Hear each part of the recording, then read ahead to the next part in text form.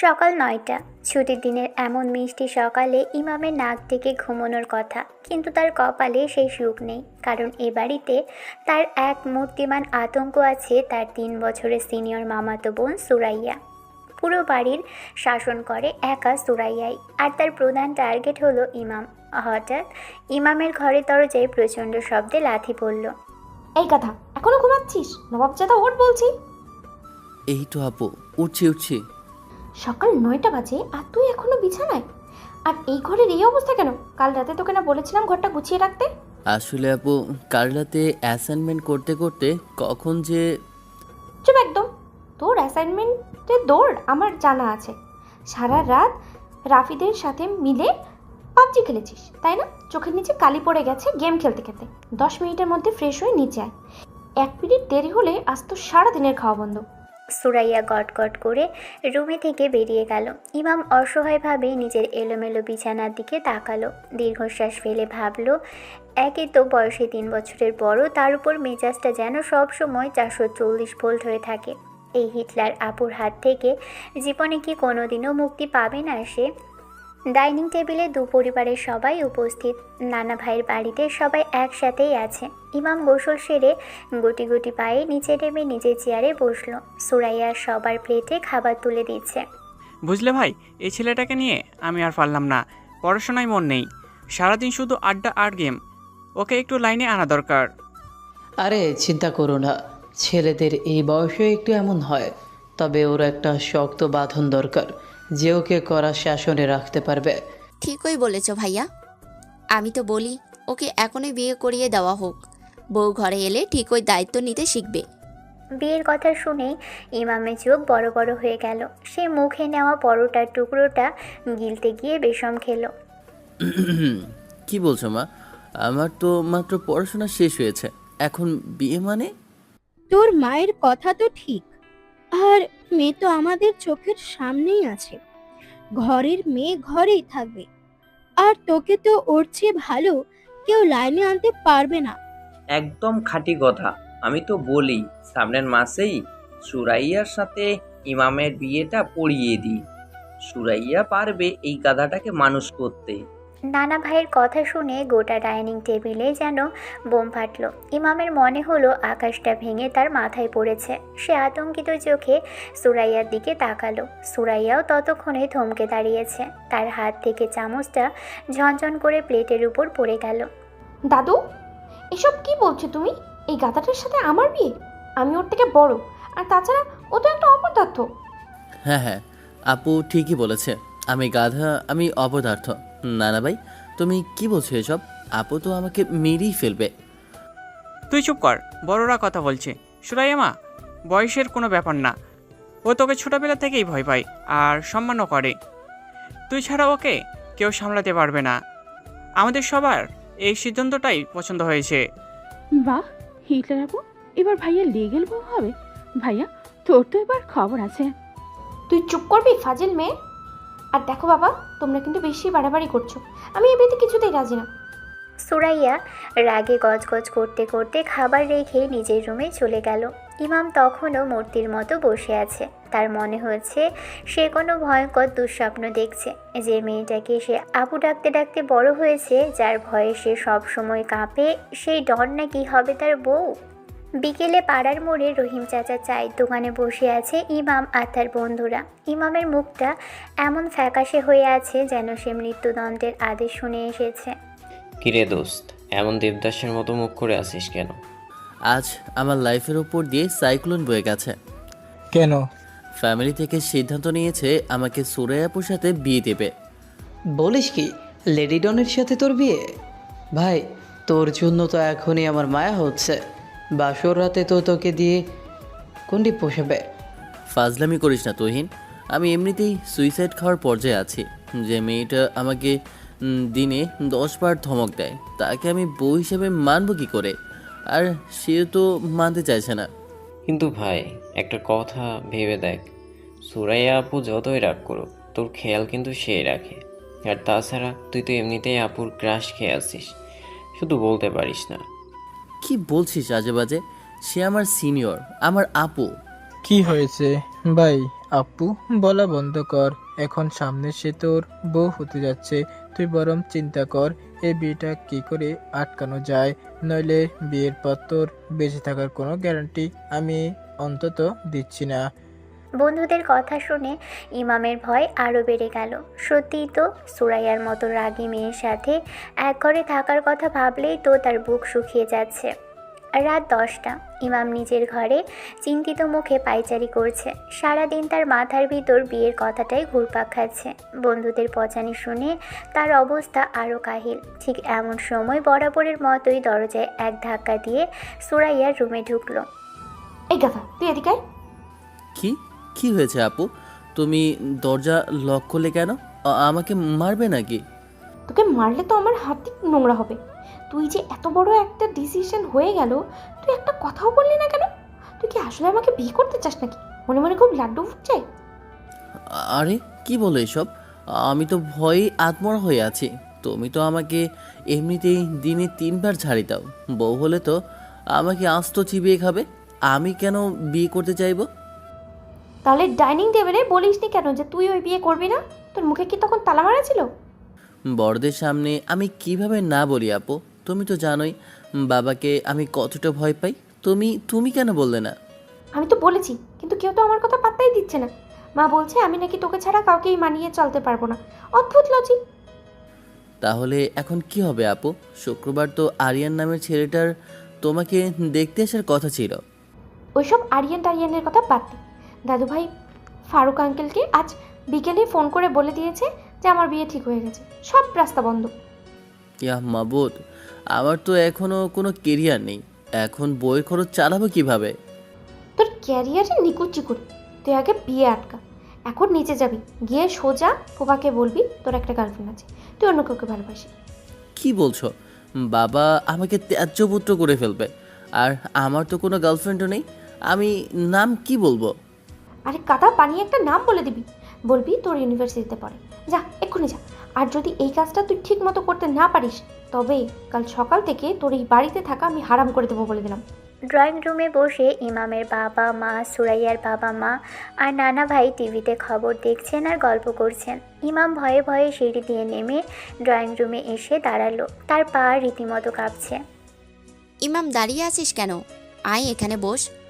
না, মানে আমার একটু জরুরি কথা ছিল। কি কথা? মাসের হাত খরচ তো কালকে দিলাম, এর মধ্যে শেষ? না বাবা, টাকার কথা না। আমি আসলে বিয়ের ব্যাপারে কথা বলতে এসেছিলাম। ও আচ্ছা, আমি তো ভুলেই গিয়েছিলাম। ছেলে তো বড় হয়ে গেছে। বল দাদু ভাই, কি বলবি? না মানে নানা ভাই, আপুকে তো পছন্দ, কিন্তু মানে আমার আসলে একটা কি কোনো ডিমান্ড আছে? আরে মামা হিসেবে তোর সব ডিমান্ড আমি পূরণ করব, তুই বল। আমার আসলে একটা গার্লফ্রেন্ড আছে। আমি সুরাইয়া আপুকে বিয়ে করতে পারবো না। পুরো ড্রয়িং রুমে নীরবতা। টিভির আওয়াজটাও যেন হঠাৎ করে গায়েব হয়ে গেল। ইমাম ভয়ে চোখ বন্ধ করে আছে। ভাবছে এই বুঝি বাবার জ্বর এসে পড়ল গালের উপর। কিন্তু কয়েক সেকেন্ড পর হঠাৎ সবাই হো হো করে হেসে উঠল। তোর গার্লফ্রেন্ড আছে? তুই তো একটা মুরগি। তুই প্রেম করবি? ও মাগো, আমার হাসতে হাসতে পেট ব্যথা হয়ে গেল। এই ছেলে দেখিয়ে সুরাইয়াকে ভয় পেয়ে এখন গার্লফ্রেন্ডের গল্প পাচ্ছে। আমরা জানি তুই সোরাইয়াকে একটু ভয় পাস, কিন্তু ও তো তোকে অনেক ভালোবাসে। তুই এসব মিথ্যা গল্প বলে পার পাবি না। আগামী শুক্রবার তোদের বিয়ে আমরা সব ফাইনাল করে ফেলেছি। বিয়ে মানে এই শুক্রবারই? হ্যাঁ, শুধু দুই পরিবারের উপস্থিতিতে ছোট করে বিয়েটা হয়ে যাবে। এরপর তুই যখন চাকরি পাবি তখন বড় করে অনুষ্ঠান করব। যা এবার গিয়ে সুরাইয়াকে খবরটা দেই। ইমাম দৌড়ে সিঁড়ি বেয়ে উপরে চলে গেল। রুমের সামনে সুরাইয়া অস্থির হয়ে পায়চারি করছিল। ইমামকে দেখতে পেয়ে দৌড়ে এলো সে। কিরে, বলেছিস কাজ হয়েছে? মামা কি বললো? কাজ হয়েছে আপু, খুব ভালো কাজ হয়েছে। বাবা মা কেউ আমার গার্লফ্রেন্ডের কথা বিশ্বাস তো করেইনি, উল্টো আমাকে মুরগি বলে হাসাহাসি করেছে। আল্লাহ, এই কথা কি দিয়ে কিচ্ছু হবে না। আমাকে মুরগি বলেছে? আমি এক্ষুনি গিয়ে মামাকে। তুমি গিয়েও কিছু করতে পারবে না আপু। নানা ভাই এইমাত্র ঘোষণা দিল আগামী শুক্রবার আমাদের বিয়ে। হোয়াট? এই শুক্রবার? অসম্ভব, আমি কিছুতেই বিয়ে মানবো না। কংগ্রাচুলেশনস টু দ্য নিউ কাপল ভাবি। ভাইয়াকে কিন্তু এখন আর গাধা বলা যাবে না। ভাইয়া এখন তোমার স্বামী হতে চলেছে। আমি কিন্তু আপনাদের এই কিউট মোমেন্টটা ভিডিও করে ফেলেছি। নিশাত, তোকে আজ আমি মেরেই ফেলবো। ভিডিও ডিলিট কর বলছি। না না, এটা বিয়ের দিন প্রজেক্টরে দেখাবো সবাইকে। হিটলার ভাবির প্রথম রোমান্টিক মোমেন্ট। সুরাইয়া নিশাদের পিছু পিছু দৌড় দিল। ইমাম রুমের বাহিরে একাই দাঁড়িয়ে রইল। আগামী শুক্রবার তার বিয়ে। আগামীকাল শুক্রবার ইমাম আর সুরাইয়ার বিয়ে। পাড়ার মোড়ে চায়ের দোকানে বসে ইমাম তার বন্ধুরা এক জরুরি মিটিং করছে। ইমামের মুখটা এমন গোমরা যেন সে ফাঁসির আসামির মতো শেষ ইচ্ছে নিয়ে ভাবছে। ভাই, এভাবে তো চলতে দেওয়া যায় না। তুই আমাদের বন্ধু, তোর এই অকাল মৃত্যু আমরা নিজের চোখে দেখতে পারবো না। মৃত্যু তো কাল সকালেই নিশ্চিত। আমার মাথায় একটা আইডিয়া আছে। চল আজ রাতেই তোকে আমরা কিডন্যাপ করি, তারপর তুই 3 দিন গায়েব থাকবি, বিয়ে ক্যান্সেল হয়ে যাবে। তুই একটা গাধা। সুরাইয়া আপুকে চিনিস না? ও ঠিকই আমাদের খুঁজে বের করে আনবে। তারপর ইমামকে তো মারবেই, আমাদেরকেও জ্যান্ত পুঁতে ফেলবে। রাফি ঠিক বলেছে। আপুকে ফাঁকি দেওয়ার ক্ষমতা দুনিয়ার কারণেই। আমার কপালে লেডি ডনের হাতেই মৃত্যু লেখা আছে। তোরা বরং কাল একটু সকাল সকাল আসিস, আমাকে সাহস দিস। শুক্রবার সকাল। পুরো বাড়িটা একটা উৎসব। ড্রয়িং রুমের ফুল দিয়ে ছোটোখাটো স্টেজ বানানো হয়েছে, কিন্তু সুরাইয়ার ঘরে চলছে অন্য এক যুদ্ধ। সুরাইয়ার মা আর ইমামের মা মিলে সুরাইয়াকে শাড়ি পরানোর আপ্রাণ চেষ্টা করছেন। উফ মা, এত ভারী শাড়ি আমি পরতে পারবো না। আর এই গয়নাগুলো খোলো তো, মনে হচ্ছে গলায় কেউ পাথর ঝুলিয়ে দিয়েছে। আমার দম বন্ধ হয়ে আসছে। আরে মা, আজ তোর বিয়ে, একটু তো সাজতে হবে। দেখ তোকে কেমন পরীর মতো লাগছে। ইমাম তো তোকে দেখে আজ ফিদা হয়ে যাবে। ও এমনিতেই ফিদে হয়ে আছে ফুপু, গাধা একটা। জীবনেও ভাবিনি ওই অপরাধের গলায় আমাকে মালা পরাতে হবে। অন্যদিকে ইমামের ঘরেও চলছে আরেক নাটক। আদনান আর সিয়াম মিলে ইমামকে জোর করে পাঞ্জাবি পরাচ্ছে। ভাই, একদম হিরো লাগছে তোকে।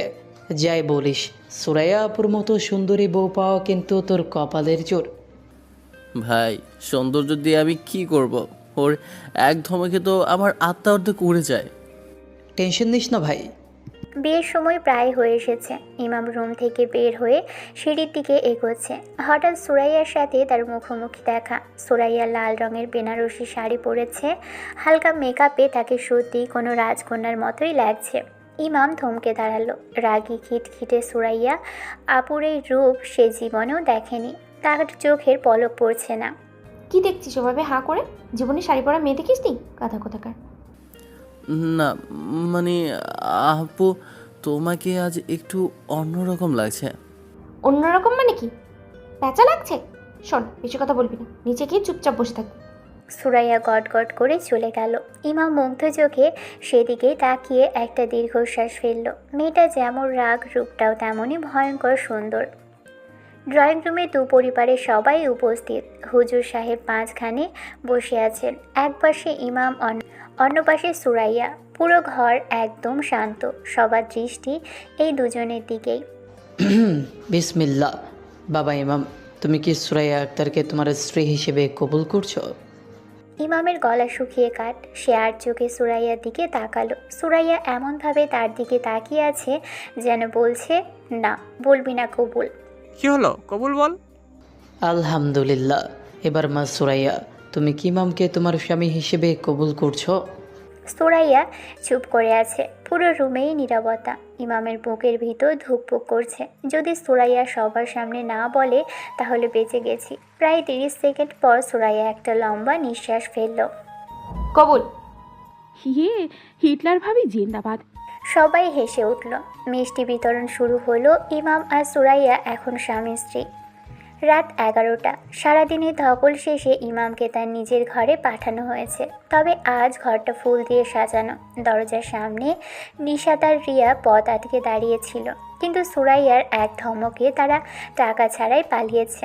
ঘরে ঢুকে ইমাম দেখল সুরাইয়া আয়নার সামনে দাঁড়িয়ে গয়না খুলছে। ইমাম দরজার কাছে মূর্তির মতো দাঁড়িয়ে আছে। ওখানে দারোয়ানের মতো দাঁড়িয়ে আছিস কেন? ভেতরে আসি। শোন, বিয়ে হচ্ছে ঠিক আছে, কিন্তু ভাবিস না যে আমি হঠাৎ করেই তোর এই উপন্যাসিক লাজুক বউ হয়ে যাব। সুরাইয়া ড্রয়ার থেকে একটা মার্কার পেন বের করে বিছানার ঠিক মাঝখান বরাবর দাগ টানার অভিনয় করলো। কি যে দেখছি সেটা বর্ডার, বিছানার ডান দিকটা আমার আর বাঁ দিকটা তোর। আমার বর্ডারে তুই এক চুলো আসবি না। কিন্তু আপু, মানে সুরাইয়া রাতের ঘুমের ঘরে যদি একটু অধিক অধিক হয়ে যায়? এদিক ওদিকে হলে লাথি খেয়ে ফ্লোরে পড়বি। আর শোন, কাল সকাল ঠিক 7টায় উঠবি, আমার জন্য চা বানাবি, মনে থাকে যেন। চা বানাবো? আমি তো চা বানাতে পারি না। তাহলে ইউটিউব দেখে শিখে নিবি। এখন লাইট অফ করে চুপচাপ ঘুমা, আমার কাল অফিসে অনেক কাজ আছে। Good night. সুরাইয়া পাশ ফিরে শুয়ে পড়ল। ইমাম হতভম্ব হয়ে দাঁড়িয়ে রইল। সবাই বাসর রাতে বউয়ের সাথে রোম্যান্টিক কথা বলে, আর তার বউ তাকে বাসর রাতেই বর্ডার টেনে ডিউটি বুঝিয়ে দিল। ইমাম অসহায়ভাবে একটা বালিশ নিয়ে বিছানার একদম কোনায় গিয়ে গুটিসুটি মেরে শুয়ে পড়ল। ঘড়ির কাঁটায় তখন সকাল ঠিক 6:30। বাসর রাতে বউয়ের করা নির্দেশ ছিল সকাল 7টায় তাকে চা বানিয়ে খাওয়াতে হবে। আর সেই নির্দেশ পালন করতে গিয়ে আমাদের হতভাগ্য নায়ক ইমাম এখন রান্নাঘরে ঘামছে। ইউটিউবে হাউ টু মেক পারফেক্ট টি লিখে সার্চ দিয়ে সে ভিডিও দেখছে, আর এক হাতে চামচ নেড়ে পানি ফোটাচ্ছে। ইউটিউবের এই লোকটা তো বললো 2 চামচ চা পাতা দিতে, কিন্তু আমার পাতিল তো অনেক বড়, 2 চামচে কি কালার আসবে? বরং 4 চামচই দিয়ে দিই। আর সুরে আপু, মানে আমার লেডি হিটার বউ তো আবার কড়া চা পছন্দ করে, একটু আদা আর এলাচও থেতো করে দিই। আজ এমন চা বানাবো খেয়ে বউয়ের মাথা ঘুরে যাবে। কিন্তু আপত্তি ঘটল চিনি দিতে গিয়ে। চিনির কৌটার পাশে রাখা ছিল লবণের কৌটা। ঘুমের ঘোরে ইমাম চিনির বদলে 3 চামচ লবণ দিয়ে দিল ফুটন্ত চায়ের ভিতর। ঠিক এমন সময় রান্নাঘরের দরজায় এসে দাঁড়ালো সুরাইয়া। পরনে একটা সুতির হালকা নীল রঙের 3 পিস, চুলগুলো ক্লিপ দিয়ে এলোমেলো করে আটকানো। এখানে কি হচ্ছে? তুই কি চা বানাচ্ছিস নাকি কোনো রাসায়নিক বোমা তৈরি করছিস? পুরো বাড়ি তো পোড়া গন্ধে পড়ে গেছে। আরে আপু, থুকো সুরাইয়া, তুমি উঠে পড়েছো? এই তো তোমার জন্য স্পেশাল মশলা টি বানাচ্ছিলাম, প্রায় শেষ। তুমি টেবিলে গিয়ে বসো, আমি নিয়ে আসি। স্পেশাল মশলা টি? কালারটা তো মনে হচ্ছে জেনারেটরের পোড়া মুভি। তুই কি চা পাতার সাথে কয়লাও মিক্স করেছিস নাকি? সর এখান থেকে। আরে না, এটা আসলে একটু কড়া লেগে করেছি তো, তাই এমন লাগছে। তুমি একটু খেয়েই দেখো না, আমি অনেক কষ্ট করে বানিয়েছি। সুরাইয়া একটা দীর্ঘশ্বাস ফেলে কাপটা হাতে নিল।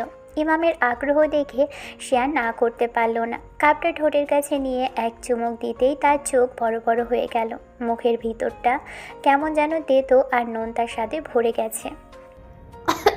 গাধা, তুই কি আমাকে বিষ খাইয়ে মারার প্ল্যান করেছিস? চায়ের ভেতরে কেউ তিল লবণ দেয়? লবণ? ইয়া মাবুদ, আমি তো চিনির বদলে লবণ দিয়ে দিয়েছি।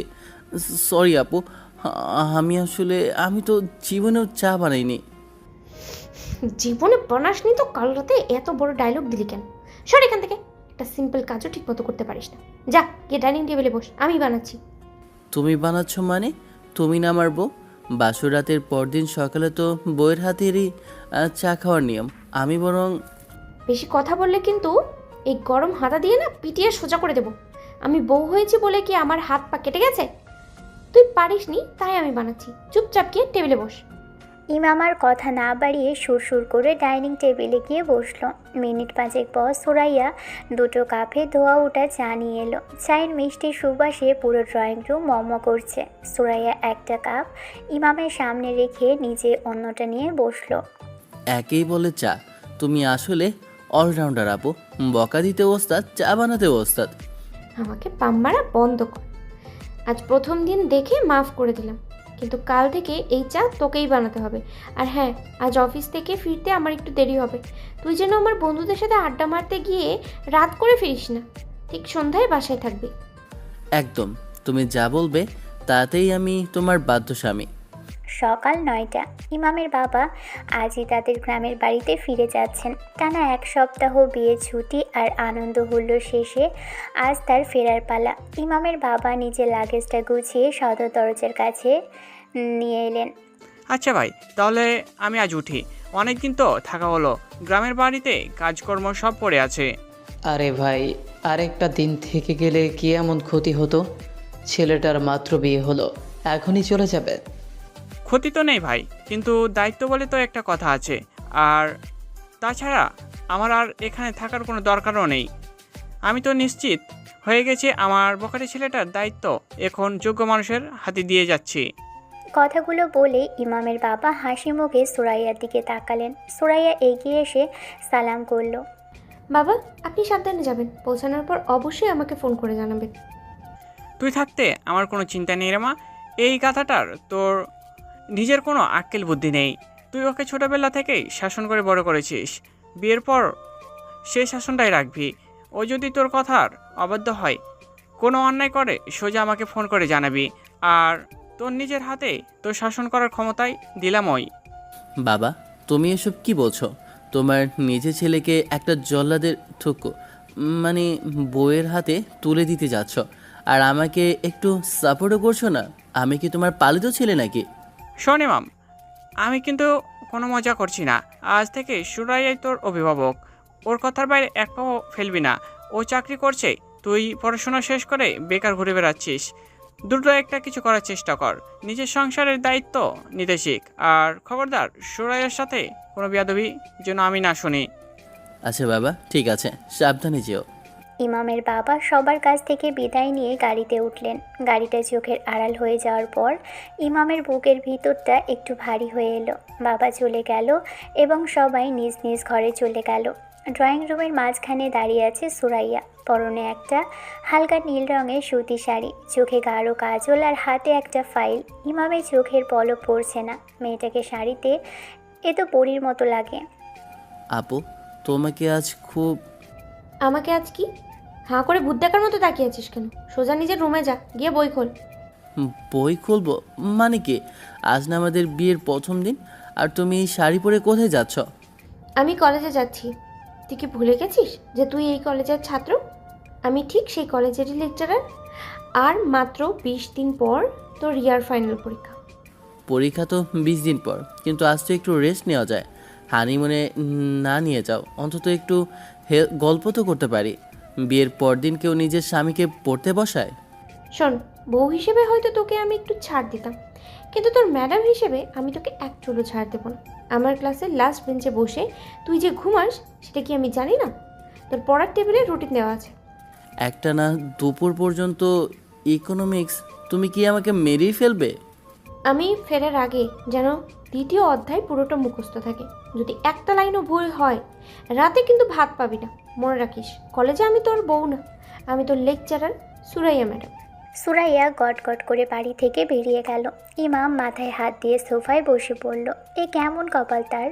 বউ ঘরে হিটলার আর কলেজে লেকচারার। তার কপালের রোম্যান্স নেই, আছে শুধুই ইকোনমিক্সের শাসন। দুপুর গড়িয়ে বিকেল হতে চলল।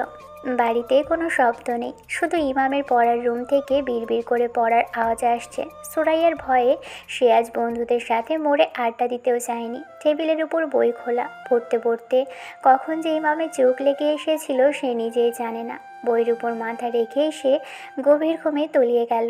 সন্ধ্যা 6টা। ঘরে দরজা খোলার হালকা আওয়াজে ইমামের ঘুম ভাঙল। সে ধরফর করে উঠে বসতেই দেখল সুরাইয়া দরজার কাছে দাঁড়িয়ে আছে। সারাদিন এই ক্লাস শেষে সুরাইয়াকে বেশ ক্লান্ত দেখাচ্ছে। খোপাতে একটু ঢিলা হয়ে গেছে। হাতে একটা প্যাকেট নিয়ে ভিতরে ঢুকতে ঢুকতে বলল, আমি জানতাম, আমি খুব ভালো করে জানতাম তুই বইয়ের উপরে মাথা রেখে ঘুমাবি। জি ম্যাডাম। থুকু আপু, আমি ঘুমাইনি, চোখ বন্ধ করে ফর্মুলাগুলো মনে করছিলাম। তুমি কখন এলে? অনেক টায়ার্ড লাগছে তোমাকে? সুরাইয়া কোনো উত্তর না দিয়ে এগিয়ে এসে হাতের প্যাকেটটা পড়ার টেবিলের উপর রাখলো। প্যাকেটের ভিতর থেকে সুন্দর একটা সুবাস বেরিয়ে আসছে। কলেজের ক্যান্টিন থেকে তোর প্রিয় চিকেন প্যাটিস নিয়ে এসেছি। সারাদিন তো পড়া আর ঘুমের উপরেই ছিলি, দুপুরেও ঠিক মতো খাসনি আমি জানি। আমার জন্য প্যাটিস এনেছো? তুমি এত ক্লান্ত, এত রাগের মধ্যেও আমার কথা মনে রাখো? মুখ ঘুরিয়ে নিয়ে পড়ার টেবিলের বইগুলো গুছিয়ে দিতে দিতে, তোকে না খাইয়ে মারলে তো বদনাম আমারই হবে। লোকে বলবে সুরাইয়া ম্যাডাম তার ছাত্র স্বামীকে খেতে দেয় না। যা তাড়াতাড়ি হাত মুখ ধুয়ে আয়। জানো আপু, তুমি বাইরে থেকে ঠিক নারকেলের মতো শক্ত, কিন্তু ভেতরে তোমার অনেক মায়া। এই শাসনটা তুমি ইচ্ছে করেই করো, তাই না? বেশি রোমান্টিক ডায়লগ দিতে হবে না। আগে হাত মুখ ধুয়ে খেতে আয়, তারপর আমি পড়া ধরবো। একটা প্রশ্নের উত্তর ভুল হলে আজ এই প্যাটিস তোর নাক দিয়ে বের করবো আমি। সুরাইয়া দ্রুত পায়ে রুম থেকে বেরিয়ে গেল, কিন্তু যাওয়ার আগে তার গালের হালকা লাল আভাটা ইমামের চোখ এড়ালো না। ইমাম প্যাটিসের প্যাকেটটার দিকে তাকিয়ে একটা তৃপ্তির হাসি হাসলো। এই কড়া লেকচারের বই ধমকের মাঝে যে এমন মিষ্টি ভালোবাসা লুকিয়ে থাকতে পারে সেটা ভেবেই ইমামের পরীক্ষার সব টেনশন যেন এক নিমেষেই গায়েব হয়ে গেল। সকাল 8টা, রুমে সুরাইয়া রেডি হয়ে দাঁড়িয়ে আছে। পরনে হালকা গোলাপি রঙের একটা শাড়ি, চোখে চশমা, একদম কড়া লেকচারার লুক। আর অন্যদিকে আমাদের নায়ক ইমাম কাচুমাচু মুখে দাঁড়িয়ে আছে তার সামনে। আপু, আই মিন সুরাইয়া, আজ তো আমারও ক্লাস আছে। তোমার সাথে কি কলেজে যাওয়া যায় না? রিক্সা ভাড়াটা অন্তত বেঁচে যেত। একদম না, তুই যাবি তোর বন্ধুদের সাথে আর আমি যাব আমার মতো। কলেজে কেউ যেন ঘুণাক করেও না বুঝতে পারে যে তুই আমার হাজব্যান্ড। আর এই নে তোর আজকের পকেট মানি। সুরাইয়া পার্স থেকে একটা 100 টাকার নোট বের করে ইমামের হাতে দিল। ইমাম নোটটার দিকে এমনভাবে তাকিয়ে রইল যেন তাকে কেউ ভিক্ষা দিয়েছে। মাত্র 100 টাকা? এই টাকায় তো ক্যান্টিনে একটা সিঙ্গারাও ঠিক মতো হয় না। বউ চাকরি করলে তো স্বামীদের পকেট ভর্তি টাকা থাকার কথা, আর আমার কপালে জুটলো মাত্র 100 টাকা। তুই বেকার, তোর জন্য 100 টাকাই অনেক। আর শোন, আজ কিন্তু ফার্স্ট পিরিয়ডে আমার ইকোনমিক্স ক্লাস আছে। ক্লাসে যদি বিন্দুমাত্র ফাজলামো করেছিস তোর খবর আছে। সকাল 9টা, কলেজের ক্লাসরুমে ক্লাসে নিরাপত্তা, কারণ সুরাইয়া ম্যাডামের ক্লাস মানেই সবার হার্টবিট বেড়ে যাওয়া।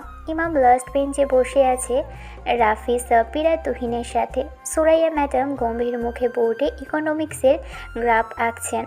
কী রে দোস্ত, তোর বউ তো দেখি আজ লেবেলের শাড়ি পরেছে। ভাই, তোকে একটা কথা বলতেই হয়। বউ হিসাবে লেডি ডন হলেও ম্যাডাম হিসেবে তোর বউ কিন্তু পুরো কলেজের ক্রাশ। চুপ কর হারামজাদা, চোখ একদম উপড়ে ফেলবো। তোর ভাবি হয় সে, সম্মান দিয়ে কথা বল। আরে সম্মানই তো দিচ্ছি, কিন্তু দোস্ত তুই রাতে ম্যাডামের সাথে এক বিছানায় ঘুমাস ভেবেই তো আমার শরীর শিউরে উঠছে। ভয়ে তোর হাত পা কাঁপে না? বন্ধুদের এই ফিসফিসানি সুরাইয়ার চোখ এড়ালো না। সে হাতের ডাস্টারটা সজোরে টেবিলের উপর বাড়ি মারল। পুরো ক্লাস চমকে উঠল। লাস্ট বেঞ্চ, ওখানে কিসের তোর মিটিং চলছে? Roll 45, Imam Hasan stand up. জি ম্যাডাম। খুব তো গল্প করছিলে বন্ধুদের সাথে, বলো তো law of diminishing marginal utility কাকে বলে? ইমামের মাথায় যেন আকাশ ভেঙে পড়ল। কাল রাতে প্যাটিস খাওয়ার পর সুরাইয়ার মিষ্টি কথায় সে এতটাই গলে গিয়েছিল যে পড়ার কথা তার মাথাতেই ছিল না। ম্যাডাম, সেটা তো মানে যখন কোনো মানুষ ইয়ে কি? ক্লাসে বসে ফাজলামো? পড়া না পারলে ক্লাসে আসার দরকার কি? বেঞ্চের উপরে কান ধরে দাঁড়িয়ে থাকো। রাফি ও তুহিন হাসি আটকে রেখে মুখ নিচু করে আছে। ম্যাডাম, সবাই দেখছে, অন্তত কানটা ধরতে বললেন না? সম্মান বলে তো কিছু একটা আছে। নো এক্সকিউজ, যা বলছি তাই করো। ইমাম বাধ্য ছাত্রের মতো বেঞ্চের উপর উঠে কান ধরে দাঁড়ালো। পুরো ক্লাস তাকে দেখে হাসছে। নিজের বউয়ের ক্লাসে কান ধরে দাঁড়িয়ে থাকার চেয়ে বড় অপমান আর কি হতে পারে। ঠিক তখনই ক্লাসে ঢুকলেন Tasnim madam. Excuse me Suraiya. ও, এই ছেলেটা আবার পড়া পারেনি? তোমার ক্লাসে তো দেখছি এই ছেলেটা প্রতিদিনই একা অবস্থা। জি ম্যাডাম, একদম পড়াশোনায় মন নেই, শুধু বন্ধুদের সাথে আড্ডা আর ফাজলাম। এই ছেলে তোমার বাবা মা এত কষ্ট করে পড়াচ্ছে আর তুমি এখানে ফাজলামো করছো? সুরাইয়া, ওকে কড়া পানিশমেন্ট দাও। ইমাম চোখ বন্ধ করে ফেলল, মনে মনে বলল, হায়রে ম্যাডাম, আপনি যদি জানতেন এই লেডি হিটলার আমার বাবা মায়ের চেয়েও বেশি আমাকে শাসন করে, আর রাতে এই মেয়ের পাশেই আমাকে ঘুমোতে হয়। বিকেলবেলা ক্লাস আর অপমান শেষে ইমাম মন খারাপ করে কলেজের মাঠের এক কোণায় বসে আছে। সুরাইয়া দূরে তাসনিম ম্যাডামের সাথে কথা বলতে বলতে মেইন গেটের দিকে যাচ্ছিল। হঠাৎ সুরাইয়ার চোখ পড়ল ইমামের উপর। ছেলেটার মন খারাপ দেখে সুরাইয়ার বুকের ভিতরটা কেমন যেন একটু কেঁপে উঠল। সে তাসনিম ম্যাডামকে বিদায় দিয়ে ধীরে ধীরে ইমামের দিকে এগিয়ে গেল, পিছন থেকে ইমামের কাঁধে হাত রেখে। এই, মন খারাপ করেছিস? মন খারাপ করবো কেন? বইয়ের ক্লাসে কান ধরে দাঁড়িয়ে থাকা তো স্বামীদের জন্য বিশাল গর্বের ব্যাপার। বন্ধুদের সামনে আমার ইজ্জতের একদম ফালুদা বানিয়ে দিলে। আরে গাধা, আমি তো ম্যাডাম হিসেবে পানিশমেন্ট দিয়েছি। কলেজে তো তুই আমার স্টুডেন্ট। আমি যদি তোকে আদর করতাম তাহলে তো সবাই বুঝে যেত ডাল মে কুচ কালা হ্যায়। তাই বলে কান ধরে দাঁড় করাবে? আচ্ছা বাবা, সরি। আমার আগে হাজব্যান্ডটার অনেক রাগ হয়েছে, তাই না? চল, আজ তোকে তোর ওই 100 টাকা দিয়ে রিক্সায় চড়াবো না। ম্যাডাম তার নিজের টাকায় স্টুডেন্টকে ফুচকা খাওয়াবে, তারপর একসাথে বাড়ি ফিরবে। রাজি? ফুচকার কথা শুনে আর সুরাইয়ার এই মিষ্টি আদরে ইমামের সব রাগ নিমেষে গলে পানি হয়ে গেল। এই মেয়েটা জানে কিভাবে শাসন করতে হয় আর কিভাবে ভালোবাসায় ভরিয়ে দিতে হয়। ইমাম হাসি মুখে উঠে দাঁড়ালো। বিকেলের হালকা রোদ আর ঝিরঝিরে বাতাস। কলেজের গেট থেকে একটু দূরে ফুচকার দোকানের পাশাপাশি দাঁড়িয়ে আছে সুরাইয়া আর ইমাম। কলেজে কেউ দেখলে নির্ঘাত হার্ট অ্যাটাক করতো যে কলেজের সবচেয়ে কড়া ম্যাডাম তার ক্লাসের লাস্ট বেঞ্চের ছাত্রের সাথে দাঁড়িয়ে ফুচকা খাচ্ছে। মামা, ঝালটা আর একটু বাড়িয়ে দিয়েন তো। বইয়ের থুকো, ম্যাডামের টাকায় খাচ্ছি, একটু ঝাল না হলে কি জমে? তুই কি আলসার বাঁধাবি? এমনিতেই তোর গ্যাস্ট্রিকের সমস্যা। মামা, ওকে আর একটাও ঝাল ফুচকা দেবেন না, মিষ্টি টক দেবেন। আরে আপু, ফুচকা কি কেউ মিষ্টি টক দিয়ে খায়? আমার তো মান সম্মান সব গেল। যা বলছি চুপচাপ খা। আর এই আপু ডাকটা বন্ধ করবি কবে তুই? কলেজে ম্যাডাম ডাকিস ঠিক আছে, কিন্তু বাইরে তোকে আমি আপু ডাকতে বারণ করেছি না? আচ্ছা ঠিক আছে, জান পাখি। কি বললি তুই? জান পাখি? তোর ঘাড়ের রগ আছে, আমি ছিড়বো। আরে ম্যাডাম শান্ত হন, রাস্তায় লোকজন দেখছে, আপনার স্টুডেন্টরা দেখলে তো ইজ্জতের ফালুদা হয়ে যাবে। দুজনেই ক্লান্ত হয়ে ফুচকার দোকানে আসলো। সুরাইয়া টাকা পরিশোধ করলো, একটা রিকশায় উঠলো, হুড়তোলা রিকশা। ইমাম একটু ইচ্ছে করে সুরাইয়ার ঘেঁষে বসার চেষ্টা করলো। এই ছেলে, তুই তো গায়ে পড়ে আছিস কেন? রিক্সা কি জায়গার অভাব পড়েছে? আরে জায়গা তো অনেক, কিন্তু আমি তো আমার বইয়ের পাশেই বসি, অন্য কারোর পাশে তো আর বসিনি। একটু রোমান্স করতে দাও না। রোম্যান্স বের করছি তো। আজ ক্লাসে যে ইকোনমিক্স পড়াটা পারিস নি, এখন রিক্সায় বসে এই চ্যাপ্টারের সংখ্যাগুলো মুখস্থ করবি। শুরু কর। হিয়া মাবুদ, রিক্সায় বসে রোমান্সের বদলে ইকোনমিক্স? তুমি আসলে একটা লেডি হিটলার। হ্যাঁ, হিটলারই তো। আর একটা কথা বললে রিক্সা থেকে ধাক্কা মেরে ফেলে দেবো। সন্ধ্যা পার হয়ে গেছে। বাড়িতে ফিরে সুরাইয়া বেশ ক্লান্ত। শাড়ি পাল্টে একটা আরামদায়ক থ্রি-পিস পরে সে সোফায় ধপ করে বসে পড়ল। ইমাম দেখলো সারাদিনের ক্লাস আর ধকলে সুরাইয়ার চোখ মুখ একদম শুকিয়ে গেছে। অনেক টায়ার্ড লাগছে তাই না? আজ রাতে আর রান্না বান্না করার দরকার নেই, চলো বাইরে থেকে কিছু অর্ডার করে দিই। বাইরের খাবার খেলে তোর আবার পেটের সমস্যা হবে। আমি একটু রেস্ট নিয়েই উঠছি। ভাত আর ডিম ভাজি করে দেবো, তাতেই হয়ে যাবে। একদম না, আজ আমার লেডি ডন বইয়ের ছোটে, আজ রাতে আমি রান্না করব। তুই রান্না করবি? এমনকি বিষ খাইয়ে মারার প্ল্যান করেছিস? আরে না না, আমি ইউটিউব দেখে একদম পারফেক্ট ডিম ভুনা আর ভাত রান্না করব। তুমি শুধু সোফায় বসে রেস্ট নাও, আমার উপর ভরসা রাখো ম্যাডাম। আধা ঘন্টা পর সোফায় চোখ বন্ধ করে বিশ্রাম নিচ্ছিল সুরাইয়া। হঠাৎ রান্নাঘর থেকে পোড়া পোড়া একটা গন্ধ আসতে শুরু করলো। সুরাইয়া আর বসে থাকতে পারলো না, দৌড়ে রান্নাঘরে গিয়ে দেখলো ধোঁয়ায় পুরো রান্নাঘর অন্ধকার। ইমাম এক হাতে খুন্তি ধরে কাশির চোটে অস্থির, আর চুলার উপর কড়াইয়ে ডিমগুলো আক্ষরিক অর্থেই কয়লার আকার ধারণ করেছে। আল্লাহ, আমার কড়াইয়ের কি অবস্থা করেছিস তুই? ডিমগুলো তো পুরো ব্ল্যাক হোল হয়ে গেছে। আসলে আমি তো ঠিকই করছিলাম, হঠাৎ করে তেলটা এত গরম হয়ে গেল যে ডিমগুলো একদম ব্লাস্ট হয়ে গেল। রাগ করতে গিয়েও ইমামের কালিমাখা মুখটা দেখে হেসে ফেলল। কথা একটা, জীবনেও তোকে দিয়ে কিচ্ছু হবে না। একটা সিম্পল ডিম ভাজতেও পারিস না। সর এখান থেকে।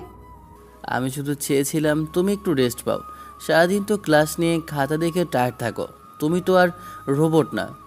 ইমামের কথা শুনে সুরাইয়ার হাসিটা থেমে গেল। ছেলেটা বোকা হতে পারে, কিন্তু তার জন্য এই যে এত চিন্তা, এত মায়া, এগুলো সুরাইয়ার বুকের ভিতরটা কেমন যেন শীতল করে দেয়।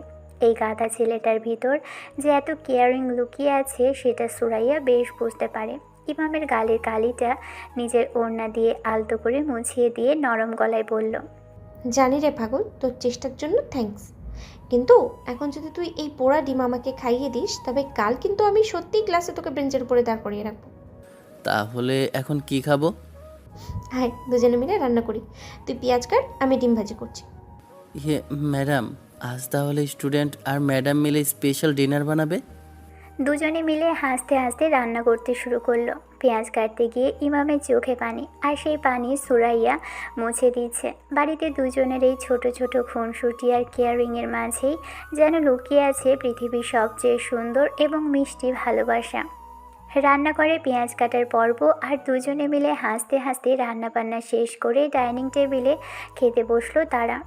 গরম ধোয়া ওঠা ভাত আর সুরাইয়ার হাতে স্পেশাল ডিম ভুনা। সারাদিনের ক্লান্তির পর এই সাধারণ খাবারটাই যেন অমৃতের মতো লাগছে।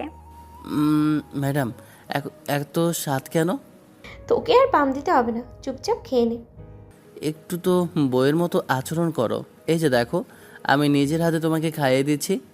ইমাম এক লোকমা ভাত মেখে সুরাইয়ার মুখের সামনে ধরল।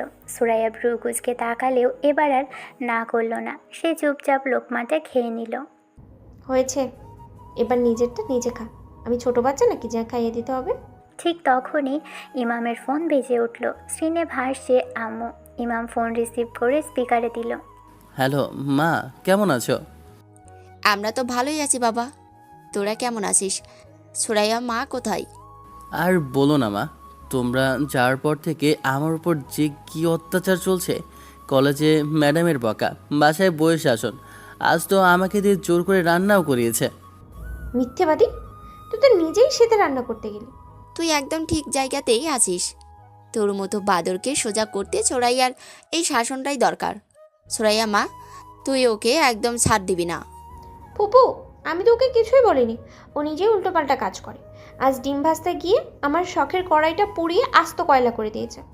কিরে গাদা, বইয়ের কড়াই পেয়েছিস? সুরাইয়া, তুই ওর আজকের রাতের খাওয়া বন্ধ করে দে। ওকে বল বেঞ্চের ওপর কান ধরে দাঁড়িয়ে থাকতে। বাহ, নিজের ছেলে আমি, আর তোমরা সবাই মিলে ওই হিটলারের দলে। এর চেয়ে তো ছোটোবেলায় আমাকে কোনো এতিমখানায় দিয়ে আসতে পারতে, অন্তত এত প্যারা তো খেতে হতো না। ইমামের কথা শুনে সবাই হো হো করে হেসে উঠল। সুরাইয়াও মুখ টিপে হাসছে। বাবা মায়ের সাথে আরও কিছুক্ষণ কথা বলে ফোনটা কেটে দিল ইমাম। দেখলে তো, আমার বাবা মাও আমাকে তোমার কাছে বিক্রি করে দিয়েছে। এখন তুমিই আমার সব ম্যাডাম। হয়েছে, আর ইমোশনাল ডায়লগ দিতে হবে না। খাওয়া শেষ করে প্লেটগুলো বেসিনে রেখে সোজা রুমে যা, আমি আসছি। খাওয়া দাওয়া আর ধোয়া মোছার কাজ শেষ করেই দুজনে রুমে এলো। ঘড়িতে তখন রাত 11টা। সুরাইয়া বিছানা গোছাতে গোছাতে প্রতিদিনের মতো আজকেও মাঝখানে একটা কোলবালিশ দিয়ে বর্ডার টেনে দিল। এবার চুপচাপ নিজের সাইডে গিয়ে ঘুমিয়ে পড়, কাল সকালে উঠে তোর পড়া ধরবো। এক্সাম তো কাল সকালে, কিন্তু আজ রাতে কি হবে? মানে আজ রাতে আবার কি? মানে বাসর রাত থেকে তো তুমি বিছানার মাঝখানে কোলবালিশ দিয়ে এই বর্ডার টেনে রেখেছ। বিয়ের পর বয়স পাশে ঘুমালে নাকি ব্রেন শার্প হয়, এই সময় ভালো করা যায়। আজ এই বর্ডারটা উঠিয়ে দেওয়া যায় না ম্যাডাম?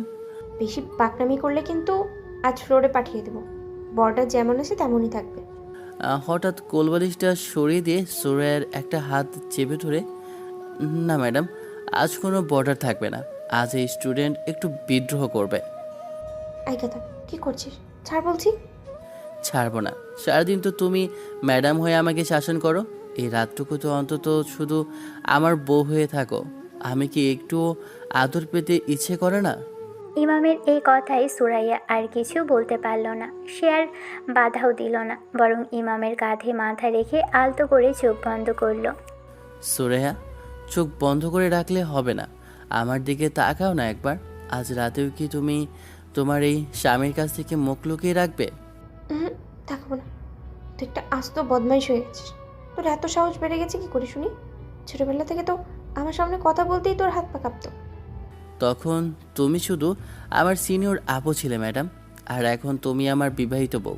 বউয়ের সামনে তো স্বামীদের একটু সাহস বাড়াই স্বাভাবিক।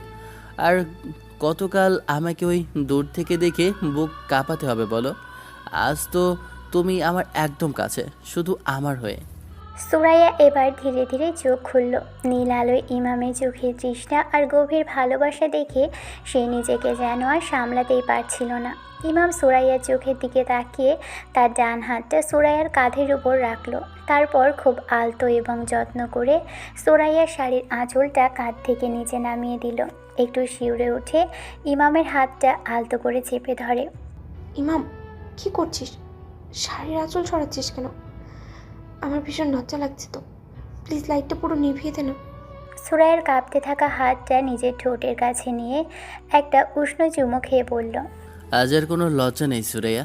এই নীল আলোটাই আজ আমাদের ভালোবাসার সাক্ষী হোক। এই শাড়ির বাঁধন আজ আমাদের মাঝখানের সব দূরত্ব মুছে দিক। ইমামের মায়াবী কথায় সুরাইয়া কেমন যেন অবশ হয়ে গেল। সে আলতো করে ইমামের হাতটা ছেড়ে দিল। ইমাম এবার সুরাইয়ার শাড়ির ওড়না আর আঁচলটা পুরোপুরি সরিয়ে একপাশে রেখে দিল। সুরাইয়ার ফর্সা পেট আর কোমরের উন্মুক্ত অংশটা নীল আবছে আলোয় দেখা যাচ্ছিল। সুরাইয়া লজ্জায় লাল হয়ে দুহাত দিয়ে নিজের মুখ ঢেকে ফেলল। তার ফর্সা গাল দুটো তখন লাল হয়ে গেছে। নিজের রূপ এভাবে লুকিয়ে রেখো না জান পাখি। আজ তোমাকে প্রাণ ভরে দেখতে দাও। তুমি যে শুধু আমার, এটা আমাকে আজ অনুভব করতে দাও। ইমাম সুরাইয়াকে বিছানায় আলতো করে শুইয়ে দিল। সুরাইয়া জোরে জোরে নিঃশ্বাস ফেলছে, তার ফর্সা বুকটা ওঠানামা করছে। ইমাম সুরাইয়ার উপর সামান্য ঝুঁকে এসে তার দুগালে, চোখে আর কপালে ঠোঁট ছুঁয়ে ভালোবাসার পরও সেঁকে দিল। সুরাইয়া চোখ বন্ধ করে ইমামের এই উষ্ণতা অনুভব করছে। ইমাম এবার ধীরে ধীরে আরও নিচে নেমে এলো। সুরাইয়ার পেটে সে উন্মুক্ত মসৃণ আর ফর্সা শরীরে ইমাম নিজের তপ্ত ঠোঁট জোড়া আলতো করে ছুঁয়ে দিল। সুরাইয়া বিছানার চাদরটা দুহাত দিয়ে শক্ত করে মুঠো করে ধরে পড়ল। ইমাম সুরাইয়ার পেটের নাভির চারপাশে আরও গভীর চুমু খেয়ে মুখ তুলে সুরাইয়ার দিকে তাকিয়ে, মরবে কেন? আজ তো আমাদের বাঁচার রাত। এতদিনের জমানো সব দূরত্ব এক নিমিষেই চুরমার হয়ে এক হয়ে যাওয়ার রাত। ইমামের ঠোঁটের উষ্ণ ছোঁয়া আর হাতের আলতো স্পর্শ সুরাইয়ার পুরো শরীরে এক অদ্ভুত কামনার আগুন জ্বালিয়ে দিল। সে আর নিজেকে ধরে রাখতে পারল না। কড়া শাসনের খোলসটা এক সেকেন্ডে বাতাসে উড়ে গেল। সুরাইয়া নিজেই ইমামের গলাটা দুহাত দিয়ে শক্ত করে জড়িয়ে ধরে তাকে নিজের বুকের মাঝে টেনে নিল। সুরাইয়ার উন্মুক্ত পেটে আর কোমরে ইমামের হাত দুটোর বাঁধন আরও শক্ত হতেই দুজনের তপ্ত নিঃশ্বাস যেন এক হয়ে গেল। তোকে আমি অনেক ভালোবাসি রে পাগল। ছোটবেলা থেকেই তোকে বকা দিতাম শুধু নিজের ভিতরের ফিলিংসটাকে লুকানোর জন্য। তুই ছাড়া এই সুরাইয়া আর কারোর না। আজ আমি শুধু তোর। তুই যেভাবে চাস আমাকে সেভাবেই আপন করে নে। ইমাম সুরাইয়ার ঠোঁটে ঠোঁট ডোবানো ঠিক আগের মুহূর্তেই তার চোখে জলটা ঠোঁট দিয়ে শুষে নিল।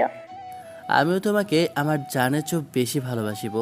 আজ থেকে তুমি শুধু আমার, শুধুই আমার। আর কোনো কথা হলো না।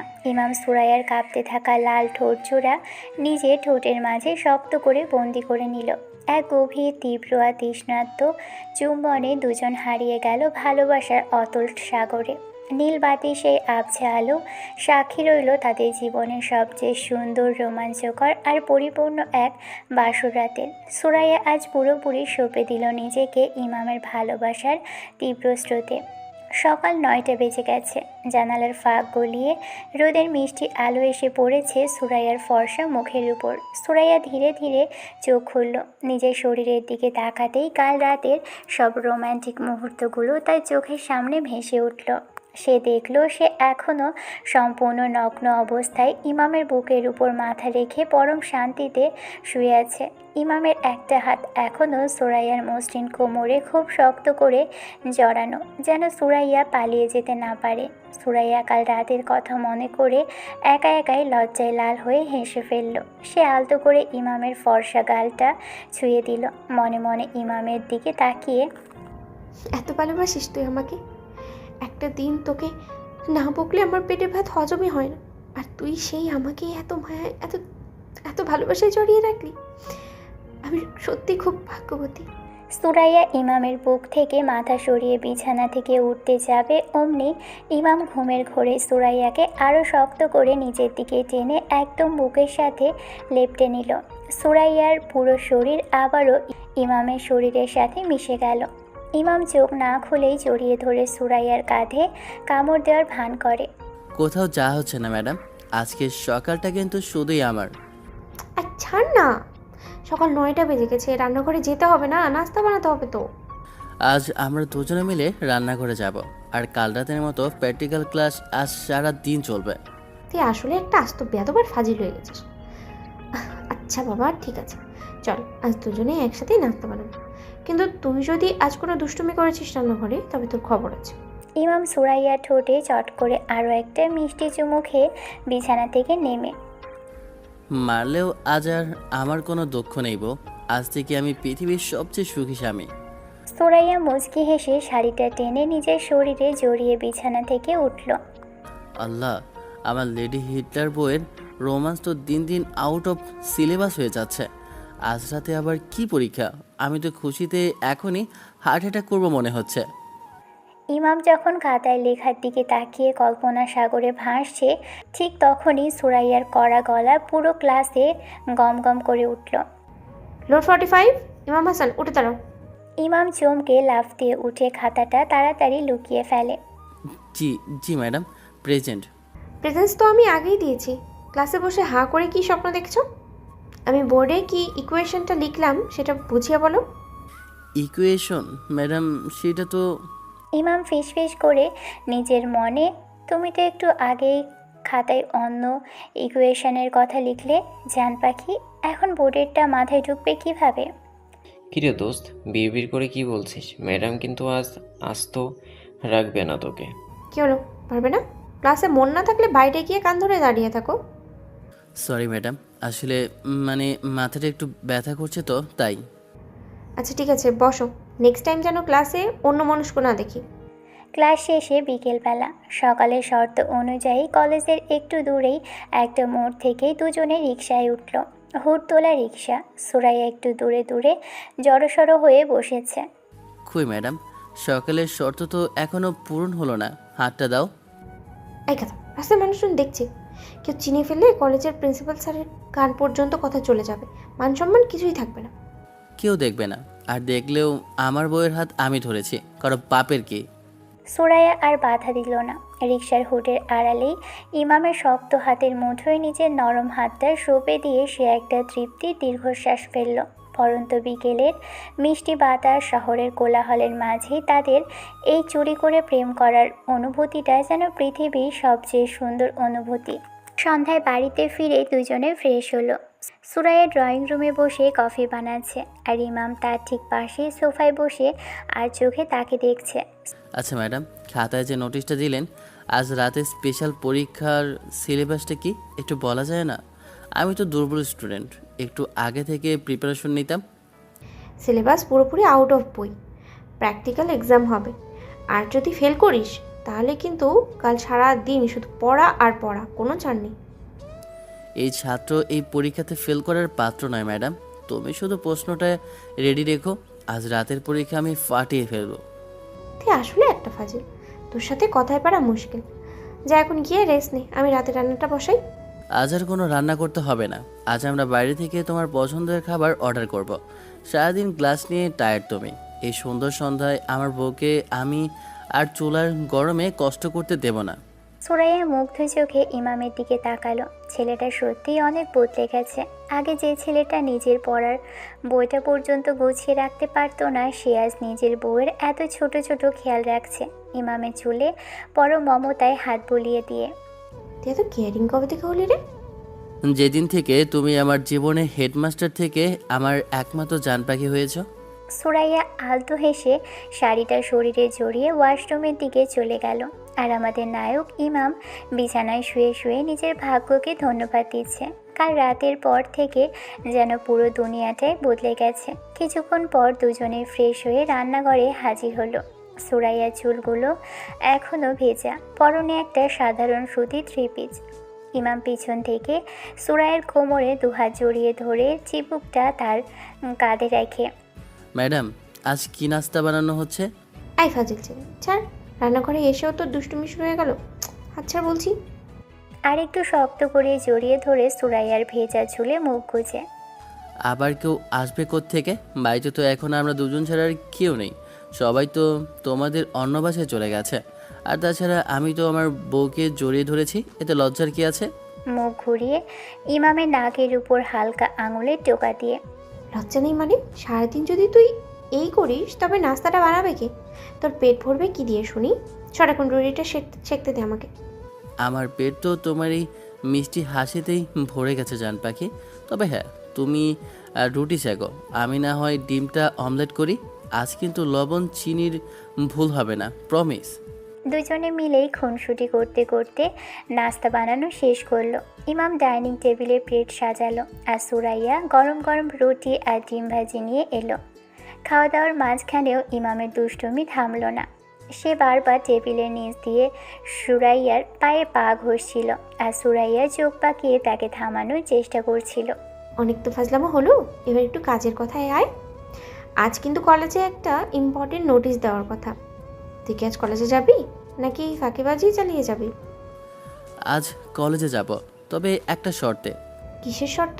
তোর সাহস তো দিন দিন বেড়েই যাচ্ছে দেখছি। লেকচারারকে শর্ত দিস তুই? শর্ত হলো আজ কলেজে যাওয়ার সময় আমরা একই রিক্সায় যাব, আর কেউ যদি দেখে ফেলে তবে বলে দেব তুমি আমার সিনিয়র আপু, কিন্তু রিক্সায় যাওয়ার সময় আমার হাতটা তোমাকে ধরে রাখতে হবে। রাজি? তুই একটা আস্ত পাগল ইমাম।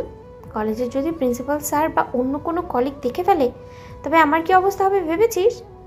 কেউ দেখবে না, আমরা কলেজের একটু দূরেই নেমে যাব। ব্যাস, রাজি হও না প্লিজ। সুরাইয়া ইমামের বাচ্চার মতো আবদার দেখে আর না করতে পারল না। সে মুচকি হেসে মাথা নাড়ালো।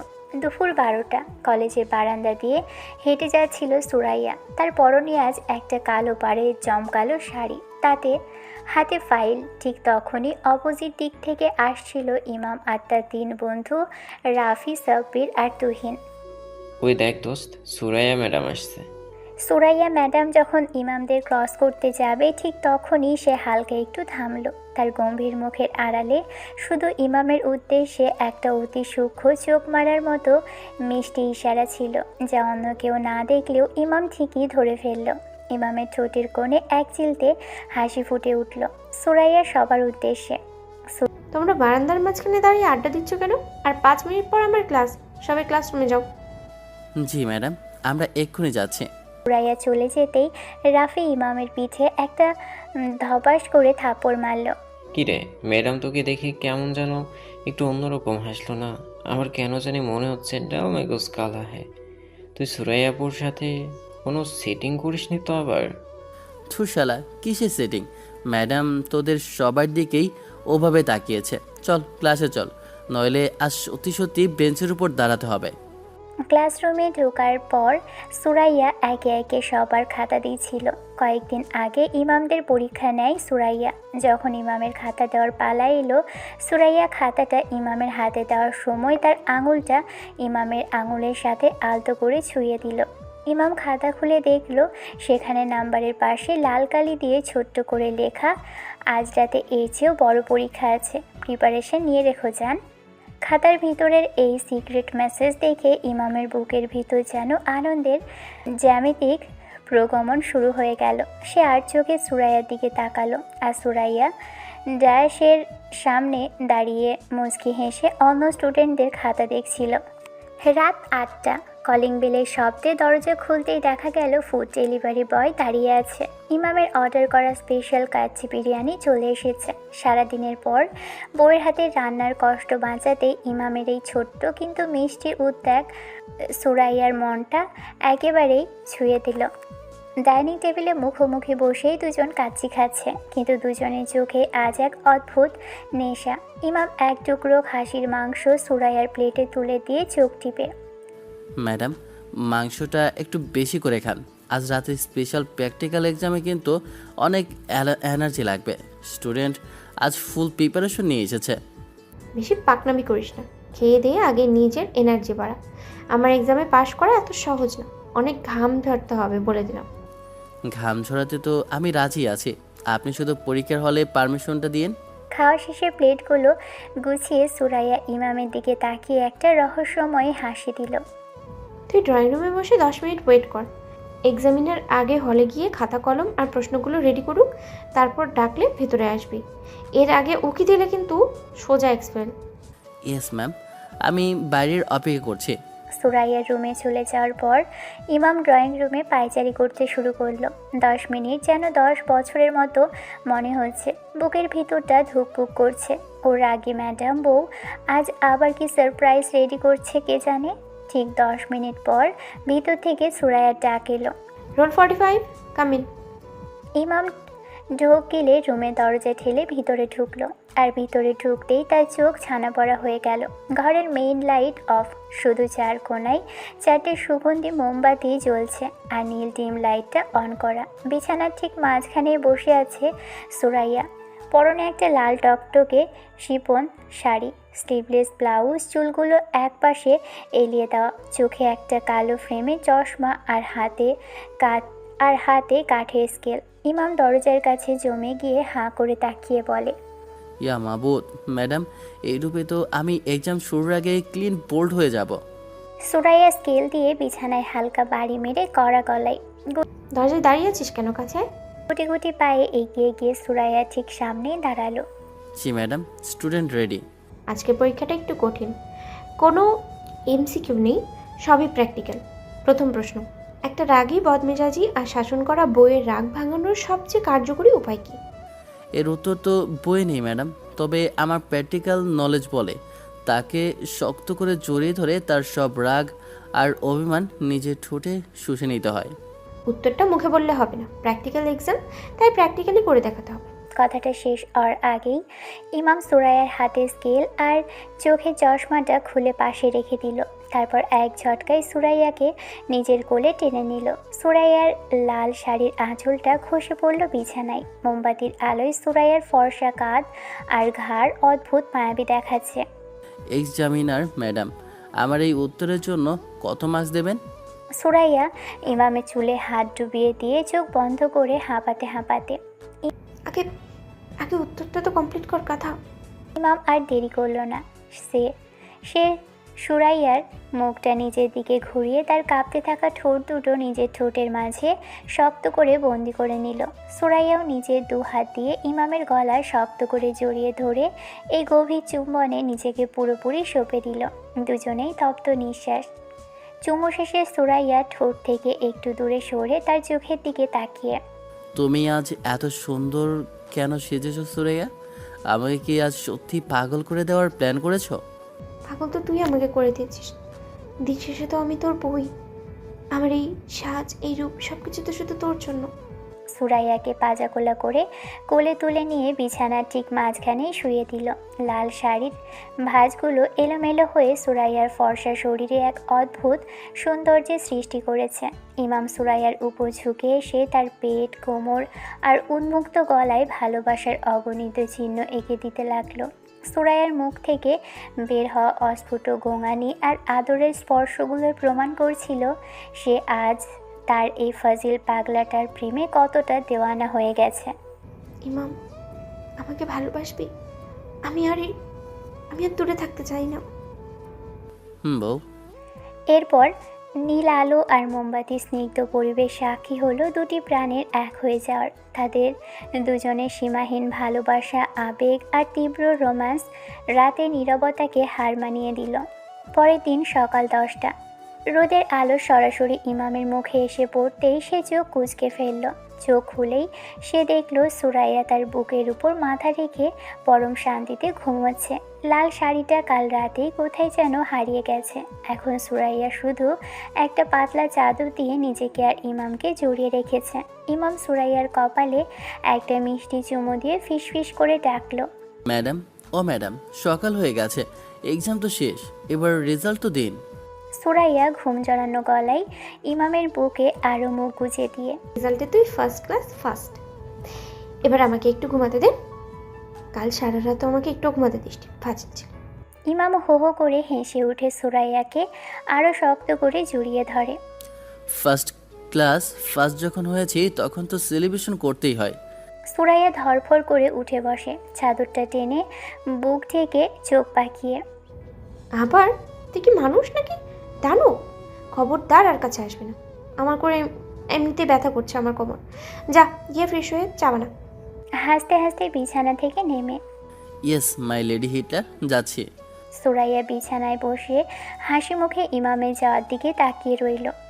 সকাল 11টা, ডাইনিং টেবিলে বসে আছে সুরাইয়া, পরনে একটা হালকা আকাশি রঙের সুতি শাড়ি। ইমাম আজ কলেজে যায়নি, সুরাইয়াও ছুটি নিয়েছে। দুজনেই এই নতুন শুরুটা তারা নিজেদের মতো করেই কাটাতে চায়। ইমাম ফ্রেশ হয়ে গুনগুন করে গান গাইতে গাইতে ডাইনিং টেবিলে এলো। চেয়ার টেনে বসে সুরাইয়ার দিকে মুগ্ধ চোখে তাকিয়ে, ম্যাডাম, আপনাকে আজ সকালের মিষ্টি রোদে যা লাগছে না, মনে হচ্ছে আকাশ থেকে কোনো অপসরই সোজা আমার ডাইনিং টেবিলে এসে ল্যান্ড করেছে। সকাল সকাল তোর এই পাম দেওয়ার অভ্যেসটা আর গেল না। নে কফিটা চুপচাপ খেয়ে নে। আর হ্যাঁ, আজ কিন্তু তোর ইয়ার ফাইনালের ফর্ম ফিল আপের লাস্ট ডেট। আমি কলেজ থেকে সব রেডি করে রেখেছিলাম, তুই শুধু গিয়ে সাইন করে টাকাটা জমা দিয়ে আসবি। যাবো তো বটেই, কিন্তু একটা কথা ছিল ম্যাডাম, ফর্ম ফিলাপের টাকা তো নানা ভাইয়ের দেওয়া পকেট মানি থেকে হয়ে যাবে, কিন্তু কাল রাতের ওই স্পেশাল এক্সামের জন্য আমি কি এক্সট্রা কোনো বকশিস পেতে পারি না? তোর বকশিস আমি ঝাড়ু দিয়ে দেবো। কাল সারা রাত আমাকে একটুও ঘুমাতে দিসনি, আবার বকশিস চাইছিস? চুপচাপ কলেজে যা, ফর্ম ফিল আপ করে সোজা বাসায় আসবি। আমি তোর জন্য তোর পছন্দের গরুর মাংস আর পোলাও রান্না করবো। সত্যি? গরুর মাংস আর পোলাও? তুমি আসলে পৃথিবীর বেস্ট বউ। আমি এখনই যাচ্ছি, 1 ঘন্টার মধ্যে ফর্ম ফিল আপ করে ফিরে আসবো। তুমি শুধু আমার জন্য ওয়েট করো জান পাখি। ইমাম তৈরি হয়ে বাসা থেকে বেরিয়ে গেল, কিন্তু তার গন্তব্য শুধু কলেজ ছিল না। সে চায় আজ সুরাইয়াকে এমন কিছু দিতে যা সুরাইয়া সবসময় পড়তে ভালোবাসে। সুরাইয়ার খুব শখ রূপর নূপুরের। কলেজে যাওয়ার আগে ইমাম তার জমানো কিছু টাকা দিয়ে ঢুকলো একটা সোনার উপর দোকানে। ইমাম দোকানদারকে উদ্দেশ্য করে বলে, মামা, আপনাদের এখানকার সবচেয়ে সুন্দর আর ভারী ডিজাইনের রূপার নৌপোটা দেখান তো, আমার বউয়ের জন্য নেব। খুব স্পেশাল বউ তো, তাই জিনিসটা স্পেশাল হতে হবে। হাসি মুখে একটা সুন্দর বক্স বের করে। এই যে মামা, এটা দেখুন, একদম নতুন ডিজাইন, ভাবির পায়ে পরলে মনে হবে যেন পুরীর পা। নূপুরটা হাতে নিয়ে সুরাইয়ার পা কল্পনা করে আনমনে হেসে, একদম পারফেক্ট, এটাই প্যাক করে দিন মামা, সাথে একটা লাল গোলাপও কিনতে হবে। নূপুর আর গোলাপটা খুব সযত্নে নিজের শার্টের পকেটে রেখে ইমাম খুশি মনে রাস্তা পার হচ্ছিল কলেজের দিকে যাওয়ার জন্য। কানে ইয়ারফোন। কলেজের মোড়ে পৌঁছতেই তার দেখা হয়ে গেল রাফি, সাব্বির আর তুহিনের সাথে। কিরে দোস্ত, আজ তো ম্যাডাম কলেজে আসেনি, তুই এই দিকে কই যাস? আরে ফ্রন্ট ফ্ল্যাপ করতে যাচ্ছি, আর দেখ আজ আমার লেডি হিটলার বউয়ের জন্য সারপ্রাইজ কিনেছি। আজ আমি দুনিয়ার সবচেয়ে খুশি মানুষ ভাই। বারে, তা সারপ্রাইজটা কি আমাদের একটু দেখাবি না? আগে বউকে দেখাই, তারপর তোদের দ্বারা রাস্তা পার হয়ে নেই। ইমাম পকেটে হাত দিয়ে নূপুরের বক্সটা শক্ত করে ধরে হাসতে হাসতে রাস্তা পার হওয়ার জন্য পা বাড়ালো, কিন্তু পর মুহূর্তেই ঘটল ভয়ঙ্কর ঘটনা। একটা বেপরোয়া গতির মালবাহী ট্রাক উল্টো দিক থেকে ছুটে এলো। রাফিয়া সাব্বি চিৎকার করে ওঠার আগেই ট্রাকটা সজোরে ধাক্কা মারল ইমামকে। ইমা, প্রচণ্ড বেগে ছিটকে রাস্তার একপাশে গিয়ে পড়ল ইমাম। চারপাশটা মুহূর্তের মধ্যেই অন্ধকার হয়ে গেল। রাস্তার পিচ ঢালা কালো পথটা মুহূর্তেই ইমামের লাল রক্তে ভেসে যেতে লাগলো। ট্রাকটা ততক্ষণে পালিয়েছে। রাফি, তুহিন আর সাব্বির পাগলের মতো দৌড়ে গেল ইমামের কাছে। ইমামের জ্ঞান নেই, মাথা থেকে অঝরে রক্ত ঝরছে, কিন্তু তার ডান হাতটা এখনও পকেটে নূপুরের বক্সটা শক্ত করে চেপে ধরে আছে। রাফি কাঁপা কাঁপা হাতে ইমামের পকেট থেকে ফোনটা বের করলো। ওদিকে বাড়িতে সুরাইয়া তখন চুলার উপর পোলাওয়ের চাল ভাজছে আর গুনগুন করে গান গাইছে। হঠাৎ তার ফোনটা বেজে উঠল। স্ক্রিনে পাগলটা লেখা দেখে সুরাইয়ার ঠোঁটে একটা মিষ্টি হাসি ফুটে উঠল। সে আঁচলে হাত মুছে ফোনটা ধরল। কিরে গাদা, এত তাড়াতাড়ি ফর্ম ফিল আপ হয়ে গেল? নাকি কলেজে ফাঁকি দিয়ে এর মোড়ে বন্ধুদের সাথে আড্ডা দিয়েছিস? ওপাশ থেকে হাউমাউ করে কেঁদে ওঠে। আপু, আমি রাফি বলছি। সুরাইয়ার মুখের হাসিটা 1 সেকেন্ডে মিলিয়ে গেল। বুকের ভিতরটা হঠাৎ করে ছ্যাদ করে উঠল। রাফি, তুই কাঁদছিস কেন? আর ইমামের ফোন তোর কাছে কেন? ইমাম কোথায়? আপু, আমাদের চোখের সামনে একটা ট্রাক দোস্তকে, আপু দোস্ত পুরো রক্ত ভেসে যাচ্ছে, ও চোখ খুলছে না আপু। আমরা ওকে ঢাকা মেডিকেলে ইমার্জেন্সিতে নিয়ে যাচ্ছি, আপনি তাড়াতাড়ি আসুন আপু। সুরাইয়ার হাত থেকে ফোনটা ধপাস করে ফ্লোরে পড়ে গেল। তার মনে হলো কেউ যেন তার মাথার উপর পুরো আকাশটাই ভেঙে দিয়েছে। সে নিঃশ্বাস নিতে পারছে না। চুলার উপর পোলাও পুড়ছে, ধোঁয়া উঠছে, কিন্তু সেদিকে তার কোনো খেয়াল নেই। সুরাইয়া গলা ফাটিয়ে চিৎকার করে কেঁদে ওঠে। ইমাম না, আমার ইমামের কিছু হতে পারে না। সুরাইয়া পাগলের মতো দৌড়ে খালি পায়ে বাড়ি থেকে রাস্তায় বেরিয়ে এলো। কোনো মতে একটা সিএনজি নিয়ে সে হাসপাতালের দিকে ছুটল। চোখের পানিতে তার পুরো শাড়ি ভিজে একাকার। আধা ঘন্টা পর ঢাকা মেডিকেলের এমার্জেন্সির সামনে সুরাইয়া যখন পৌঁছলো, দেখলো অপারেশন থিয়েটারের দরজার বাহিরে দাঁড়িয়ে রাফি বাচ্চাদের মতো হাউমাউ করে কাঁদছে, আর তুহিন দেওয়ালের সাথে মাথা ঠেকিয়ে ফুপিয়ে উঠছে। সাব্বিরের পুরো শার্ট ইমামের রক্তে ভেজা, সে মেঝেতে বসে মাথায় হাত দিয়ে আছে। দৌড়ে গিয়ে রাফির কলার চেপে ধরে পাগলের মতো কাঁদতে কাঁদতে, রাফি, আমার ইমাম কোথায়? ও কোথায় রাফি, বল আমাকে। সুরাইয়া হাতটা ধরে অঝরে কাঁদতে কাঁদতে মেঝেতে বসে পড়ে।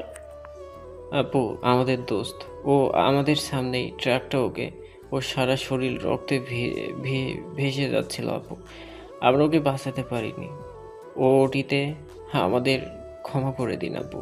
ঠিক তখনই অপারেশন থিয়েটারে লাল বাতি নিভে গেল। একজন ডক্টর রক্তমাখা গ্লাভস আর অ্যাপ্রন পরা অবস্থায় বেরিয়ে এলেন। সুরাইয়া আর বন্ধুরা ছুটে গেল ডক্টরের কাছে। সুরাইয়া ডক্টরের হাত চেপে ধরে কাঁপা কাঁপা গলায়, ডক্টর, আমার স্বামী, আমার ইমাম ঠিক আছে তো? ও একটু বেশি কথা বলে, তাই না? জ্ঞান ফেলে ওকে বলবেন, আমি আর কখনো ওকে বকবো না। ও ঠিক আছে তো? দেখুন, ওনার মাথার আঘাতটা খুব গুরুতর, প্রচুর ইন্টারনাল ব্লিডিং হয়েছে। আমরা আমাদের সর্বোচ্চ চেষ্টা করছি। ওনার জীবন বাঁচানো গেছে ঠিকই, কিন্তু কিন্তু কি ডক্টর, চুপ করে আছেন কেন? পেশেন্ট কোমায় চলে গেছেন।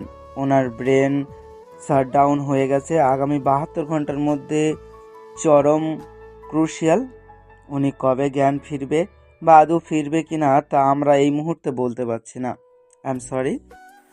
কোমা শব্দটা শোনার পর সুরাইয়ার পায়ের নিচ থেকে যেন মাটি সরে গেল। সে ধপ করে হাসপাতালের ঠান্ডা ফ্লোরে বসে পড়ল। তাই চোখ দিয়ে অনর্গল পানি পড়ছে, কিন্তু মুখ দিয়ে কোনো শব্দ বের হচ্ছে না। রাফি আর তুহিন দেয়ালে মাথা ঠেকিয়ে ডুকরে কাঁদছে। না দোস্ত, তুই আমাদের ছেড়ে এভাবে শুয়ে থাকতে পারিস না। তুই আমাদের বলেছিলি সারপ্রাইজ দিবি। তুই ওঠ, আমাদের সাথে চল, মরে গিয়ে চা খাবো। তুই ওঠ দোস্ত। ঠিক তখন একজন নার্স ওটি থেকে বেরিয়ে এলো, তার হাতে একটা রক্তমাখা পলিথিন। সে সুরাইয়ার সামনে এসে দাঁড়ালো। আপনি ওনার স্ত্রী? পেশেন্ট যখন জ্ঞান হারায় তখন তার ডান হাতের মুঠোয় এই প্যাকেটটা খুব শক্ত করে ধরা ছিল। ওনার বন্ধুরা যখন ওনাকে আনে তখনও হাত খোলা যাচ্ছিল না। আমরা অনেক কষ্ট করে হাত খুলে এটা বের করেছি। এটা মনে হয় আপনার জন্যই ছিল। সুরাইয়া কাঁপা কাঁপা হাতে প্যাকেটটা হাতে নিল। প্যাকেটের ভিতরে একটা রক্তে ভেজা লাল গোলাপ আর একটা সুন্দর বক্স। বক্সটা খুলতেই সুরাইয়া দেখলো একজোড়া ভারী রূপোর নূপুর। নূপুরের রূপলি রংটা ইমামের তাজা রক্তে লাল হয়ে আছে। নূপুরটা বুকে চেপে ধরে চিৎকার করে উঠল, তুই কেন গেলি এগুলো আনতে? আমার কিচ্ছু চাই না রে গাদা, তুই শুধু ফিরে আয়। আমাকে তুই যত খুশি জ্বালাতন কর, আমি তোকে আর একটা বকাও দিব না, ধমক দিব না। একবার চোখ খোল আমার পাগল, একবার চোখটা খোল। সুরাইয়া সেই বুক ফাটা হাহাকারে পুরো হসপিটালের পরিবেশ ভারী হয়ে উঠল। রাফি, সাব্বির, নার্স থেকে শুরু করে উপস্থিত সবার চোখে পানি। ঠিক এমন সময় হাসপাতালে পাগলের মতো দৌড়ে এলেন ইমামের বাবা, মা, বোন, সুরাইয়ার বাবা মা এবং নানা ভাই। ইমামের মা দূর থেকে সুরাইয়ার হাতে রক্তমাখা নূপুর আর ফ্লোরে পড়ে থাকা অবস্থা দেখে জ্ঞান হারিয়ে ফ্লোরে লুটিয়ে পড়লেন। ইমামের বাবা কান্নায় ভেঙে পড়ে সুরাইয়ার বাবার বুকে মাথা রেখে, ভাইরে, আমার বাদর ছেলেটা আমাদের ছেড়ে কোথায় চলে যাচ্ছে? ওর তো এখনো পৃথিবী দেখার বয়স হয়নি। হে আল্লাহ, তুমি আমার এই ছোট্ট নাতিটার বদলে আমার জান কবচ করে নাও। আমার এই 2 বাচ্চার সংসারটা তুমি এভাবে ভেঙে দিও না মাবুদ।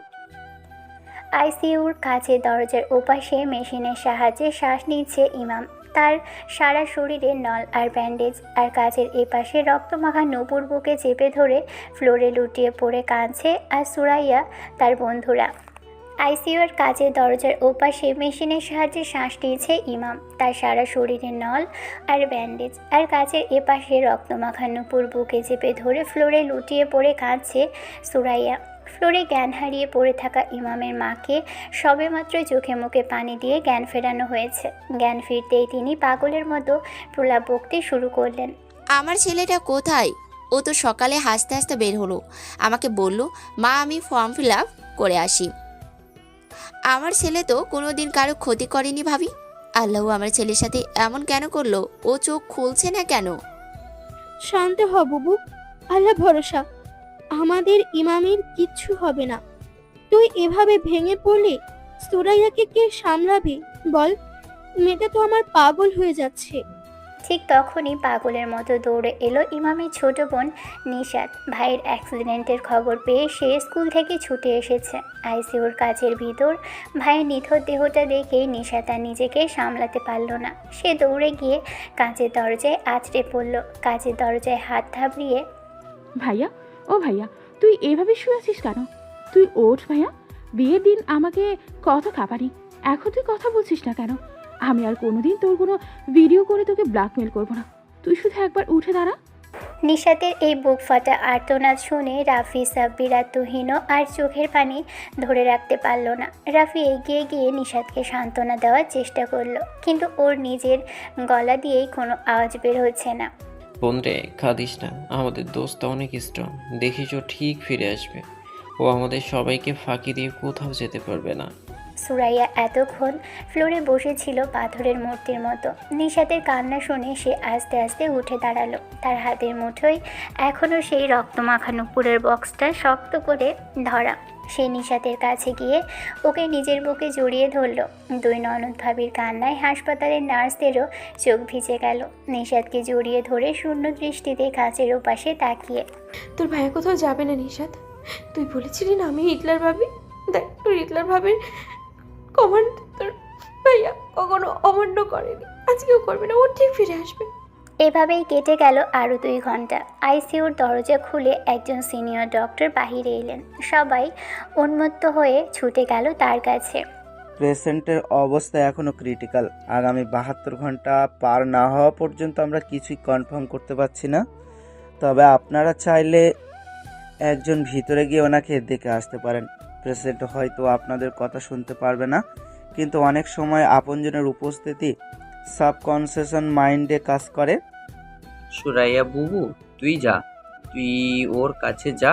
তোর ধমক শুনলে আমার বান্ধব নাতিটা ঠিক উঠে বসবে। তুই গিয়ে ওকে ডাক দে মা। সুরাইয়া চোখের পানি মুছে মাথা নাড়ালো। নার্স তাকে একটা নীল রঙের স্টেরাইল গাউন, মাথায় ক্যাপ আর পায়ে কভার পরিয়ে দিল। সুরাইয়ার প্রতিটি পদক্ষেপ যেন মনে হয়েছে মাইলের পর মাইল পাহাড় ডিঙানোর সমান। আইসিইউর ভিতরে ঢোকার সাথে সাথেই এসির কনকনে ঠান্ডা বাতাস আর মেশিনের বিপ বিপ শব্দ সুরাইয়ার বুকের ভিতরটা কাঁপিয়ে দিল। বেডের পাশে গিয়ে দাঁড়ায় সুরাইয়া। যে ছেলেটা কাল রাতেও তাকে নিজের শক্ত বুকে জড়িয়ে রেখেছিল, আজ সে নিথর হয়ে পড়ে আছে। তার ফর্সা মুখে কালশিটে দাগ, মাথায় মোটা ব্যান্ডেজ। সুরাইয়া আর পারল না, সে দু হাত মুখে ঢেকে ডুকরে কেঁদে উঠল। তারপর ধীর পায়ে এগিয়ে গিয়ে ইমামের ডান হাতটা নিজের 2 হাতের মুঠোয় তুলে নিল। ইমাম, এই পাজিল ছিল, তুই শুনতে পাচ্ছিস আমার কথা?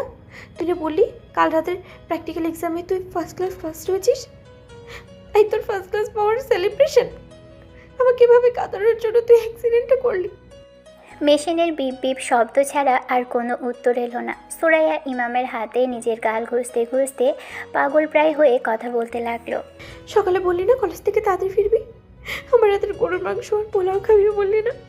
দেখ আমি রান্না করে তোর জন্য বসে আছি, তুই শুধু একটাবার চোখটা খোল ইমাম। তুই যা চাইবি আমি তোকে তাই দেবো। তুই প্রতিদিন আমাকে জ্বালাতন করিস, প্রতিদিন ক্লাসে পড়া না পেরে আমাকে রাগাস, আমি তোকে কিচ্ছু বলবো না, আমি তোর কান ধরবো না, আমি আর কখনো তোকে লেকচার দেবো না, আমি শুধুমাত্র আমার পাগল বর থেকে ফেরত চাই রে। সুরাইয়ার রক্তে ভেজা নুপুরের বক্সটা বের করলো। বক্সটা খুলতেই নুপুরের রূপলি অংশের গায়ে লেগে থাকা ইমামের শুকনো রক্তগুলো চোখে পড়ল তার। সুরাইয়ার বুকটা ছিঁড়ে যেন 1000 টুকরো হয়ে গেল। নুপুরটা ইমামের নিথর হাতের উপর রেখে চোখ দিয়ে ঝরঝর করে পানি পড়তে পড়তে, তুই এই নুপুরের জন্য নিজের এই অবস্থা করলি? তুই ভেবেছিস আমি এই নুপুর নিজে নিজে পায়ে পড়বো? কখনো না। যতক্ষণ না তুই চোখ খুলবি, যতক্ষণ না তুই সুস্থ হয়ে নিজের হাতে আমার পায়ে এই নুপুর পরিয়ে দিবি, ততক্ষণ এই সুরাইয়া খালি পায়ে থাকবে। এটা তোর এই হিটলার বইয়ের প্রমিস। তুই উঠবি, তুই নিজ হাতে আমাকে সাজাবি, তারপরেই আমি আসবো। তার আগে আমি কিচ্ছু মানবো না ইমাম, কিচ্ছু না। সুরাইয়া ইমামের ব্যান্ডেজ করা কপালে ঠিক পাশটায় খুব আলতো করে একটা গভীর চুমু দিল। তাই চোখের নোনা জল গড়িয়ে পড়ল ইমামের গালের উপর। ঠিক সেই মুহূর্তে আইসিইউর লাইফ সাপোর্ট মেশিনের হার্ট রেটের দাগগুলো হঠাৎ করে একটু কেঁপে উঠল। নার্স সাথে সাথেই ছুটে এলেন। ম্যাডাম, আপনার সময় শেষ, প্লিজ এবার বাইরে আসুন, পেশেন্টকে এখন ইঞ্জেকশন দেয়া হবে। সুরাইয়া ইমামের হাতটা ছেড়ে দিতে চাইছিল না। সে বারবার পিছন ফিরে তাকাতে তাকাতেই আইসিইউ থেকে বাইরে বেরিয়ে এলো। বাইরে তখন রাত নেমে এসেছে। বন্ধুরা এখনও রুমের বাহিরে বসে আছে। সাব্বির আর তুহিন মিলে ফ্যামিলি সবার জন্য খাবার এনেছে। একটা খাবারের প্যাকেট সুরাইয়ার দিকে এগিয়ে দিয়ে, আপু, সকাল থেকে আপনি এক ফোঁটাও পানি মুখে দিননি। প্লিজ আপু, একটু কিছু খেয়ে নিন। আপনার কিছু হয়ে গেলে দোস্ত আমাদের আস্ত রাখবে না। প্লিজ আপু। তোর দোস্ত যেদিন চোখ খুলে আমাকে নিজের হাতে খাইয়ে দেবে, আমি সেদিনই খাবার মুখে তুলবো রাফি। তার আগে এই সুরাইয়া এক ফোঁটা পানিও খাবে না। তোর ফ্যামিলির সবাইকে জোর করে হলেও কিছু খাওয়া, আমি এখানেই আছি। সুরাইয়া আইসিইউর দরজায় ঠিক পাশেই ফ্লোরে হেলান দিয়ে বসে পড়ল। তার কোলে রক্তমাখা নুপুরের বক্স। চোখের পানি শুকিয়ে গেছে, কিন্তু দৃষ্টি একদম স্থির হয়ে আছে ওই দরজার দিকেই। রাতের অন্ধকার ঘনিয়ে আসছে। 72 ঘন্টার ডেডলাইন শেষ হতে আর মাত্র কয়েক ঘন্টা বাকি। সুরাইয়া গত 3 দিন ধরে এক ফোঁটা পানিও মুখে নেয়নি। সে আইসিইউ দরজার পাশেই ফ্লোরে হেলান দিয়ে বসে আছে। চোখ দুটো গর্তে ঢুকে গেছে আর হাতের মুঠোয় রক্তমাখা নুপুরের বক্সটা সযত্নে আঁকড়ে ধরা। ভাবি প্লিজ একটু পানি খাও। ভাইয়া যদি জ্ঞান ফেরে আর দেখে তুমি না খেয়ে এই অবস্থা করেছো, ভাইয়া তো নিজের উপর আরও রাগ করবে। তুমি তো জানো ও তোকে কতটা ভালোবাসে। তোর ভাইয়াকে আমি প্রমিস করেছি নিশাত, ও যতদিন না নিজে হাতে আমাকে খাইয়ে দিচ্ছে আমি কিচ্ছু মুখে দেবো না। আমাকে ফাঁকি দিতে পারবে না রে, আমি জানি ও উঠবে। ঠিক এমন সময় আইসিইউর ভিতরে হঠাৎ করে লাইফ সাপোর্ট মেশিনের বিপ বিপ শব্দটা একটানা এবং অস্বাভাবিক দ্রুত বাজতে শুরু করলো। নার্স আর ডক্টররা দৌড়ে ভিতরে ঢুকলেন। বাইরে সবার হার্টবিট যেন কয়েক সেকেন্ডের জন্য থেমে গেল। সুরাইয়া ফ্লোর থেকে টলতে টলতে উঠে কাচের দরজার কাছে গিয়ে দাঁড়ালো। তার বুকটা ভয়ে দুরু দুরু কাঁপছে। আল্লাহ, তুমি আমাদের দোস্তকে ফিরিয়ে দাও মাবুদ। তুমি ওকে আমাদের কাছ থেকে কেড়ে নিও না। প্রায় 15 মিনিট পর আইসিইউর দরজা খুলে সিনিয়র ডক্টর হাসি মুখে বেরিয়ে এলেন। তাই চোখে মুখে স্বস্তি।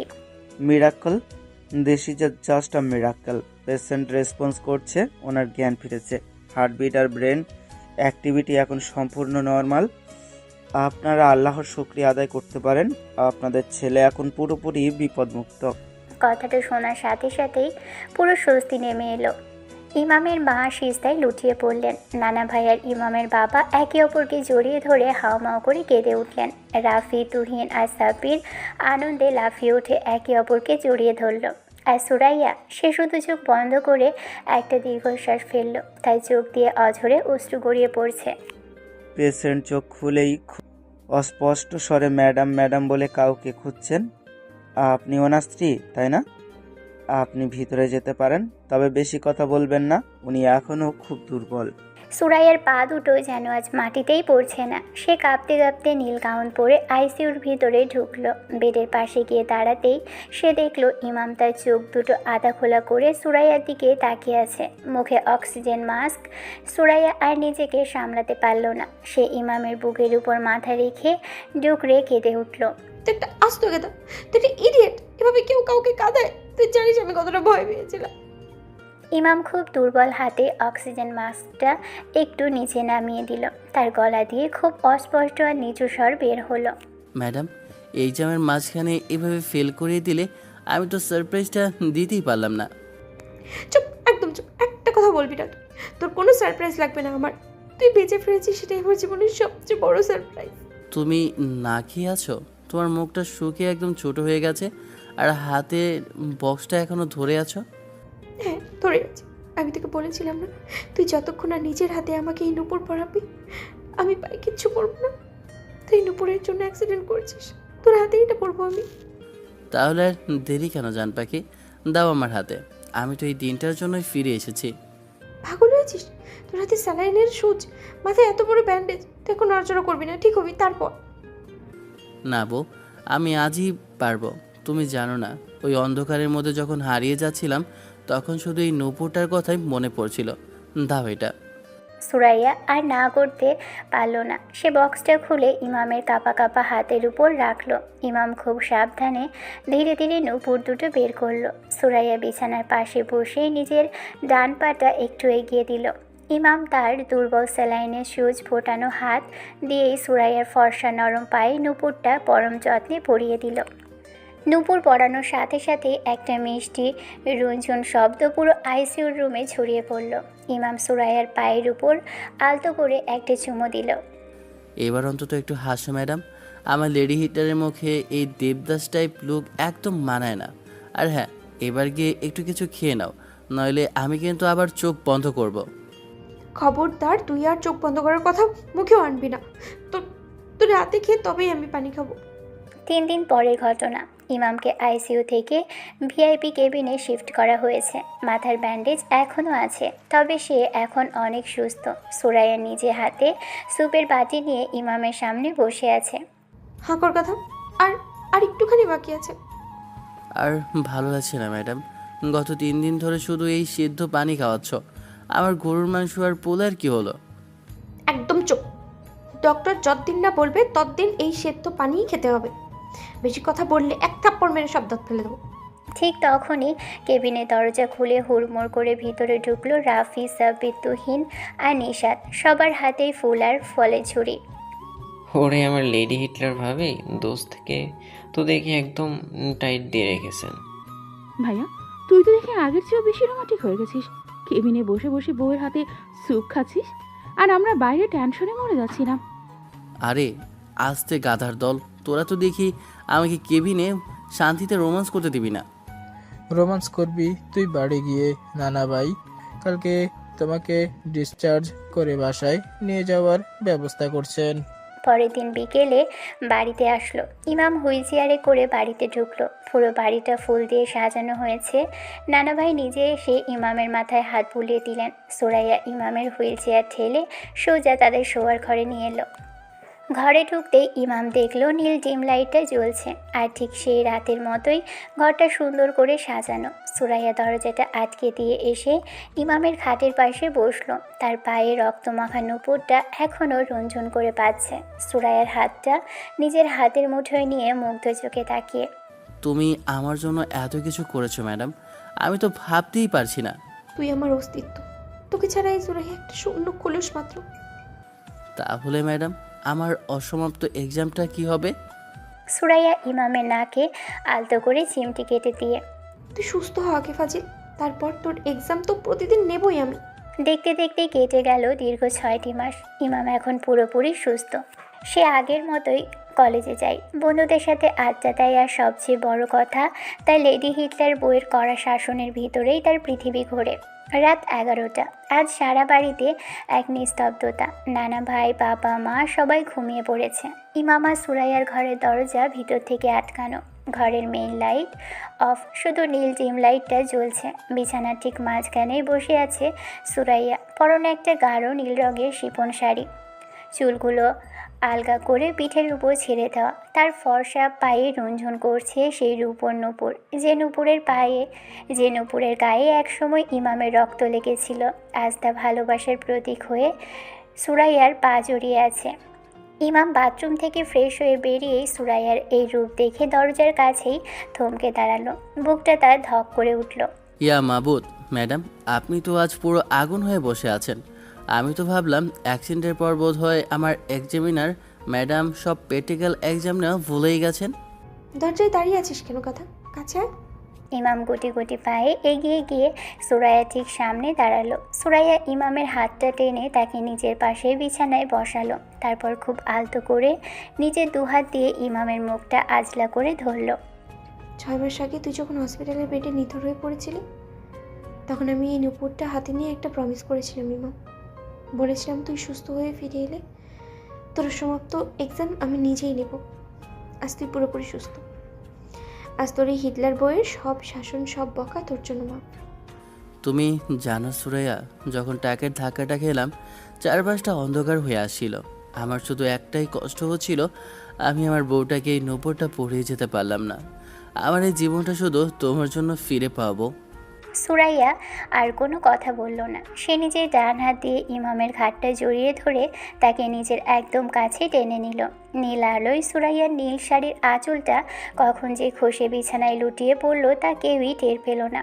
ইমাম সুরাইয়ার কপালে, দু চোখে আর সর্বশেষে ওর কাঁপতে থাকা নরম ঠোঁটে এক দীর্ঘ, গভীর আর ভালোবাসায় মোড়ানো চুম্বন এঁকে দিল।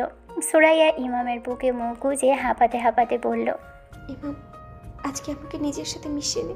আমি তোকে ছাড়া এক মুহূর্ত আর ভাবতে পারি না।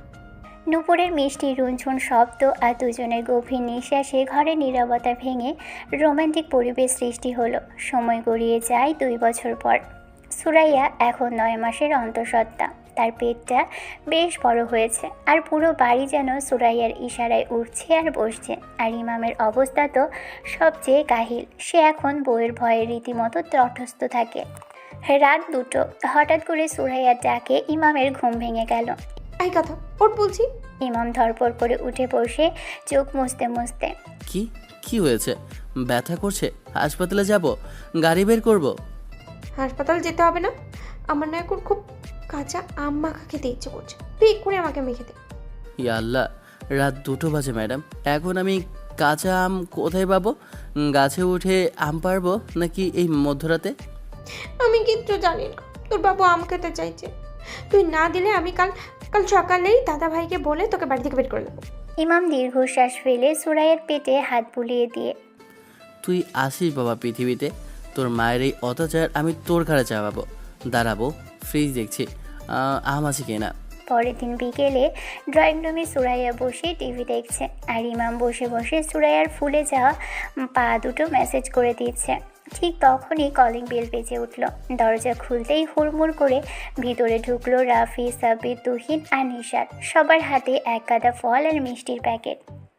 ইমামকে পা টিপতে দেখে হো হো করে হেসে ওঠে। ওরে আমাদের ইমাম ভাই, এককালের ডন, এখন বইয়ের আয়া হয়ে গেছে। লে ভাবি, তুমি ভাইয়াকে একদম ঠিক লাইনে এনেছো। আমার তো দেখে চোখ জুড়িয়ে যাচ্ছে। তোরা এসেছিস আমার কাটা খেয়ে নুনের ছিটা দিতে। দাঁড়া, আমার ছেলে বা মেয়ে পৃথিবীতে আসুক, তোদের কাউকে আমি আমার বাবুর ধারে কাছেও ঘেঁষে দেব না। তুই চুপ কর তো। ওরা আমার বাবুর আঙ্কেল আর ফুপি হয়। তুই যা সবার জন্য চা নিয়ে। আড্ডা, হাসি আর খুনসুটিতে কেটে গেল আরও কয়েকটা দিন। কিন্তু এক রাতে হঠাৎ করে সুরাইয়ার প্রচণ্ড প্রসব বেদনা শুরু হলো। পুরো বাড়িতে হইচই পড়ে গেল। ঘড়িতে তখন রাত 3টে। সাথে সাথে সুরাইয়াকে ঢাকা মেডিকেলের ম্যাটারনিটি ওয়ার্ডে নিয়ে যাওয়া হলো। লেবার রুমের বাহিরে ইমাম পাগলের মতো পায়চারি করছে। তার হাত পা কাঁপছে, চোখ দিয়ে অঝরে পানি পড়ছে। রাফি, সাব্বির, নিশাত আর 2 পরিবারের সবাই বাহিরে অপেক্ষায় আছে। ভিতর থেকে সুরাইয়া যন্ত্রণাকাতর চিৎকার ভেসে আসছে। ইমাম রাফিকে জড়িয়ে ধরে হাউমাউ করে কেঁদে ওঠে। দোস্ত, আমার খুব ভয় করছে রে। সোরেহার চিৎকার যে আমি সহ্য করতে পারছি না। ডাক্তারকে বল না, আমার বাবু লাগবে না। আমার সুরাইয়াকে যেন ঠিক মতো বাঁচিয়ে আনে। আমি মরে যাবো দোস্ত। শান্ত হও দোস্ত, কিচ্ছু হবে না। আমাদের ভাবি অনেক স্ট্রং। দেখিস একদম সুস্থ একটা বাবু নিয়ে বেরিয়ে আসবে। তুই আল্লাহর কাছে দোয়া কর। প্রায় 3 ঘন্টার এক দীর্ঘ আর শ্বাসরুদ্ধকর অপেক্ষার পর লেবার রুমের ভিতর থেকে হঠাৎ একটা শিশুর তীক্ষ্ণ কান্নার শব্দ ভেসে এলো। Wow wow! কান্নার শব্দ শুনেই ইমামে যেন প্রাণ ফিরে এলো। সে ধপ করে ফ্লোরে বসে দুহাত তুলে আল্লাহর কাছে সেজদায় লুটিয়ে পড়ল। কিছুক্ষণ পর একজন নার্স হাসি মুখে বাইরে বেরিয়ে এলেন। কংগ্রেচুলেশন, আপনাদের ঘরে একটা ফুটফুটে রাজকন্যা এসেছে। মা আর মেয়ে দুজনেই একদম সুস্থ। আলহামদুলিল্লাহ, আল্লাহ আমাদের ঘরে রহমত পাঠিয়েছেন।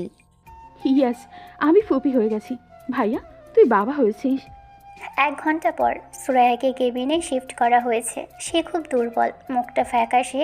তার বুকের উপর একটা গোলাপি তোয়ালেতে মোড়ানো ছোট্ট তুলোর মতো একটা ফুটফুটে বাচ্চা ঘুমোচ্ছে। মেয়েটার চোখ, নাক একদম সুরাইয়ার মতো। আর গায়ের রঙটা পেয়েছে ইমামের। ইমাম ধীর পায়ে কেবিনে ঢুকলো। তার চোখ পানিতে ছলছল করছে। সে বিছানার পাশে বসে সুরাইয়ার কপালে একটা দীর্ঘ চুমু দিল। Thank you madam, thank you আমাকে পৃথিবীর সবচেয়ে সুন্দর উপহারটা দেওয়ার জন্য। তুমি আজ আমাকে সম্পূর্ণ করে দিলে সুরাইয়া। দেখ ইমাম, মেয়েটা একদম আমার মতো রাগি রাগি মুখ করে ঘুমাচ্ছে না। হ্যাঁ, একদম তোমার মতো। আমি তো ভেবেছিলাম একটা ছোট ফাজিল ছেলে আসবে, কিন্তু এ তো দেখি আরেকটা ছোট লেডি হিটলার চলে এসেছে। এখন থেকে আমার এই 2 হিটলারের শাসন সহ্য করে জীবন পার করতে হবে। একদম। এখন থেকে আমি আর আমার এই বুবু মিলে তোকে সারা জীবন সোজা রাখবো। কোনোদিনও আমাদের ছেড়ে কোথাও যেতে পারবি না। ঠিক তখনই বাবুটা ঘুমের ঘোরে ইমামের আঙুলটা তার ছোট্ট মুঠি দিয়ে শক্ত করে চেপে ধরল, যেন সেও তার মায়ের কথার সাথে একমত জানাচ্ছে। ইমাম আর সুরাইয়া একে অপরের চোখের দিকে তাকিয়ে এক হাসিতে ফেটে পড়ল। প্রিয় পাঠক, দেখতে দেখতে আমরা রাগী সিনিয়র মামাতো বোন যখন বউ গল্পের একদম শেষ গন্তব্যে এসে পৌঁছেছি। সুরাইয়ার কড়া শাসন থেকে শুরু করে আর ছোট্ট বুবুর আগমনে ওদের সংসারের এই মিষ্টি পূর্ণতা সব মিলিয়ে এই দীর্ঘ পথ চলায় আপনারা যারা ছায়ার মতো পাশে ছিলেন তাদের সবাইকে জানাই আন্তরিক ধন্যবাদ।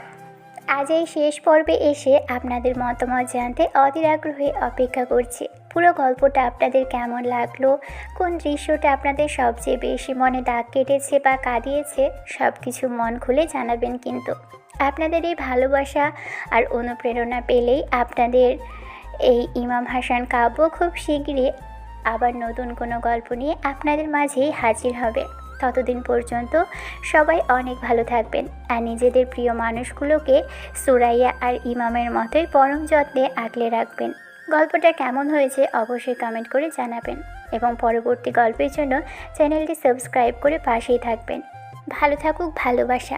দেখা হচ্ছে অন্য কোনো দিন অন্য কোনো গল্পে। ততদিন পর্যন্ত সুস্থ থাকবেন, ভালো থাকবেন, আমাদের সাথেই থাকবেন। ধন্যবাদ। আল্লাহ হাফেজ।